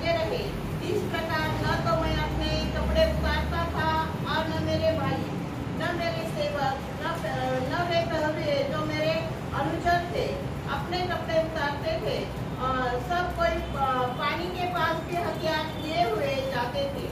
देखो प्रियो, वो लोग इतना वो काम में बिजी है, फिर भी वो लोग ने अपने पास शस्त्र रखा। अभी क्या हो गया, दीवार ऊपर हो गया है ना काम, अभी एक दूसरे से अंतर उनका बढ़ गया है। तो इसमें लोग ने क्या किया, भाई जिधर भी शत्रु प्रबल है तो रस्सी का बजाना, तो हम तुरंत आपकी मदद के लिए आएंगे, है ना। तो मंडली में कोई बात ऐसी हो जाती है तो हम क्या करते हैं, दूसरे को कहिए भाई सिस्टर प्रेयर करो, है कि नहीं। तो उस वक्त हमें जरूर प्रार्थना करना चाहिए, क्योंकि शत्रु क्या करता है, किसी न किसी को आघात करने के लिए वो कोशिश करते हैं। एक बार डॉक्टर वाल्मीकि ने बोला उनके प्रचार में कि बोले अगर शैतान को मंडली के एक व्यक्ति को अगर अटैक करना है तो उसको ना वो बहुत लोगों का सामना करके उसके पास जाना पड़ता है, वो इजीली उसको नहीं गिरा सकते हैं। जैसे अभी उदाहरण देने को बोले तो अभी हाथ का ये होगी, है ना, ये इजीली अपने शरीर से अलग हो जाएगा क्या? नहीं, इसको अलग करने के लिए बहुत संघर्ष करना पड़ेगा, है कि नहीं। तो ये पूरा शरीर का उसको सामना करना। उसी तरह से मंडली बोले तो प्रभु का शरीर है, और उसको बह के लेके जाने का बोले तो शैतान को बहुत ताकत लगाना पड़ेगा, प्रभु से ज्यादा ताकत लगाना पड़ेगा, लेकिन वो तो संभव नहीं। इसलिए प्रभु बोलते बार बार मुझ में बने रहो, बने रहो। अगर हम उसकी आत्मा से बने रहेंगे तो ये दुश्मन का कोई भी चाल हम पर नहीं चलेगा। तो यहाँ पर यही बात हमको देखने को मिलता है, और रात दिन बहुत मेहनत करते हुए काम को आगे बढ़ाते रहे। फिर 5 अध्याय में हम आते हैं, 1 से 5 में हम देखते हैं दूसरा समस्या उधर आ गया। सब लोग और उसकी स्त्रियों की ओर से उनके भाई यहूदियों के विरुद्ध बड़ी चिल्लाहट मची। कुछ तो कहते थे हम अपने बेटे बेटियों समेत बहुत प्राणी है, इसलिए हमें अन्न मिलना चाहिए कि उसे खाकर जीवित रहे। कुछ कहते थे हम अपने अपने खेतों, बाग बारियों और घरों को महंगी के कारण बंधन रखते हैं कि हमें अन्न मिले। फिर कुछ यह कहते थे हमने राजा से कर के लिए अपने अपने खेतों और बाग की बारियों पर रुपया उधार दिया, परंतु हमारा और हमारे भाइयों को शरीर और उनके बच्चे एक ही समान है, तो भी हम अपने बेटे बेटियों को दास बनाते हैं। वरन हमारी कोई बेटी दासी भी हो चुकी है, और हमारा कुछ बस नहीं चलता, क्योंकि हमारे खेत और बाग की बारियां दूसरों के हाथ में पड़ी है। देखो अभी यहाँ पर एक बहुत गंभीर समस्या आ गया। लोगों को खाने के लिए नहीं, उनके पास पैसा नहीं, और कुछ लोग जिनका अवस्था अच्छा था वो लोग क्या करने लगे, इसका फायदा लेने लगे, है ना। उनका जो जमीन है, उनके जो जानवर है कि नहीं, लोगों को वैसा गुलाम करने लगे, और इस तरह से उनकी एक अलग सी एक परेशानी अभी वहां पर खड़ा हो गई। अभी उनको जिंदा रहने के लिए उनके पास खाने के लिए धान्य नहीं है, और पैसा भी उनके पास नहीं है। तो उसका 6 से 2 पढ़ो। यह चिल्लाहट और ये बातें सुनकर मैं बहुत क्रोधित हुआ। तब अपने मन में सोच विचार करने में रईसों और हकीमों को मुड़कर कहा, तुम अपने भाई से ब्याज लेते हो। तब मैंने उनके विरुद्ध एक बड़ी सभा की, और मैंने उनसे कहा, हम लोगों ने तो अपनी शक्ति पर अपने यहूदी भाइयों को जो अन्य जातियों के हाथ बिक गए थे दाम देकर छुड़ाया है। फिर क्या तुम अपने भाइयों को बेचोगे या वे हमारे हाथ बिकेंगे? तब वे चुप रहे और कुछ न कह सके। फिर मैं कहता गया, जो काम तुम करते हो वह अच्छा नहीं है। क्या तुमको इस कारण हमारे परमेश्वर का भय मानकर चलना न चाहिए कि हमारे शत्रु जो अन्य जाति है वे हमारी नामधारी न करे? देखिए अभी नेहमिया और उसके साथ जो संगी लोग हैं, ये लोग क्या कर रहे हैं, एक कॉमन गुड, मतलब पूरा इस्राएल लोगों के लिए एक सुरक्षा का कवच बना रहे हैं ना, सबका भलाई के लिए, सबका हित का कार्य वहां पर कर रहे हैं। क्योंकि जब तक ये दीवार नहीं बनेगा तो शत्रु प्रबल रहेगा, वो कभी भी आके उधर हंगामा करेगा। तो सबसे पहले जरूरी बात ये था कि जो उनका कोर्ट है वो बनना जरूर था, ताकि वो लोग शत्रु से अलग हो जाए। अभी ये सबकी भलाई का कार्य, लेकिन कुछ लोग इस बात में सहयोग नहीं दे रहे थे। ये देखने के बाद नेहम्याह उनको बोध करने लगा कि देख ये जो तुम कर रहे हैं ना वो अच्छा नहीं है। तो ये हमको संदेश देता है कि हमें हर एक भाई बहन को सहायता करना है, हमें एक दूसरे को उसके उस तकलीफ में क्या करना चाहिए, मदद करना चाहिए, क्योंकि हम लोग एक कार्य में जुटे हुए हैं परमेश्वर के राज्य को बनाने के लिए, है ना। तो ये बात सुनकर वो लोग क्या हो गए, चुप हो गए। उनको समझ में आया कि अरे अपन गलती कर रहे हैं, ये जो कार्य ये सबका भलाई के लिए और इस भलाई में हम क्या कर रहे हैं, सहयोग नहीं दे रहे, ये उनके समझ में आ गया। देखो ये समझने के लिए भी ऐसा बुद्धि मिलना है, परमेश्वर का महान कार्य है ना। अगर इधर ऐसा नहीं होता तो बस इतना ही कारण से वो घर जो दीवार बनाना काम रुक जाता, फिर शत्रु का काम सफल हो जाता, लेकिन तो अभी एक बहुत बड़ा वहां पर समझ से आए खाना पीने का दाहिने उधर नहीं, कुछ लोगों के पास है लेकिन लोग मदद नहीं करते। लेकिन ये मैंने क्या किया, उनके समझ को खोल दिया कि तुम ऐसा नहीं करना चाहिए, तुम अच्छा नहीं करते। तो हम पढ़ेंगे नेहम्याह का 5 अध्याय उसका 10 और 11। मैं भी और मेरे भाई और सेवक उनको रुपया और अनाज उधार देते हैं, परंतु हम इसका ब्याज छोड़ दे। आज ही उनको उनके खेत और दाख और जैतून की बारियां और घर फेर दो, और जो रुपया अन्न, नया दाख मधु और टटका तेल तुम उनसे लेते हो उनका 1.25 भाग फेर दो। हाँ, और उसका 12 वचन में हम देखते हैं कि उन लोगों ने उन्होंने कहा हम उन्हें फेर देंगे और उनसे पूछ न लेंगे, जैसा तू कहता है वैसा ही हम करेंगे। तब मैंने याजकों को बुलवाकर उन लोगों को यह शपथ खिलाई कि वे इसी वचन के अनुसार करेंगे। देखो जब नेहम्याह ने उनको ये बात समझाया तो उनकी समझ में आया कि अपन जो कर रहे हैं ये परमेश्वर की भीख में, और वो लोग ये बात समझकर वो लोग सहमत हो गए। तो यहाँ पर हम देखते कि परमेश्वर का एक महान कार्य यहाँ पर हुआ कि वो लोग को समझ गया कि हम लोग एक ड्यूटी से नहीं चल रहे, और ऐसा चलने से क्या होगा, हमारा जो उद्देश्य है इस दीवार को बनाना, इसके फाटक को लगाना, ये सफल नहीं होगा, हम हमेशा फिर ऐसे नाम धराई में रहेंगे। ये बात उनके समझ में आया। तो हमें भी इस आत्मिक यात्रा में एक दूसरे को प्रोत्साहन करने गए हमारे भाई बहन को, है ना, क्योंकि कोई भी बात से किसी व्यक्ति का मन निराश हो सकता है, हताश हो सकता है, लेकिन हमारा कार्य क्या है कि उस व्यक्ति को उस अवस्था से आगे बढ़ाने का है ना। इब्रानी का 3:14 में लिखा है कि आरंभ का भरोसा जब अंत तक हम दृढ़ता से बने रहे तो हमें मसीह में भाग। तो वचन के द्वारा हमें क्या करने का है, एक दूसरे को प्रोत्साहन करने का है, उनका हौसला को बढ़ाना है। तो हम देखते हैं कि नेहम्याह का जो किताब है एक मंडली के लिए बहुत स्ट्रॉन्ग टॉनिक है। आपको मालूम है, डॉक्टर के पास पेशेंट जाएगा तो डॉक्टर उसको टॉनिक लिख के देता है, ठीक है। वो बोलते हैं पेशेंट मुझे बहुत कमजोरी आया है, थकावट महसूस होता है, तो डॉक्टर उसको क्या करता है, एक अच्छा टॉनिक देता है, ठीक है। ऐसा मंडली के लोगों के लिए नेहम्याह का किताब is a very strong topic. मतलब हमारे जीवन में कितना भी तकलीफ आएगी तो भी हम प्रभु की सेवा में आगे बढ़ सकते हैं। ऐसा एक मजबूत प्रोत्साहन इस किताब में हमको देखने को मिलता है। उसका 5:13 में लिखा है, फिर मैंने अपने कपड़े को झाड़कर कहा, इस रीति से जो कोई इस वचन को पूरा न करे उसको परमेश्वर झाड़कर उसका घर और कमाई उससे छुड़ाए, और इसी रीति से वह झाड़ा जाए और छूटा हो जाए। तब सारी सभा ने कहा आमीन और यहोवा की स्तुति की। तब लोगों ने इस वचन के अनुसार काम किया। देखो नेहम्याह ने बताया अगर तुम प्रभु के लोगों को इस कार्य में सहकार्य नहीं करेंगे, जैसा एक कपड़ा को झटक देते तो उसमें का जो धूल मट्टी क्या हो जाता, उससे अलग हो जाता, ऐसा ही परमेश्वर तुमको करेगा। और लोग खुश होगी और खुश होकर लोग ने क्या कहा, आमीन, ऐसा हो गए। मतलब क्या, वो लोग पूरी रीति से नेहम्याह के साथ एक मन हो गए कि नहीं, इस कार्य को हमें आगे बढ़ाना ही है, चाहे कुछ भी हो जाए हमें ये काम करना ही है।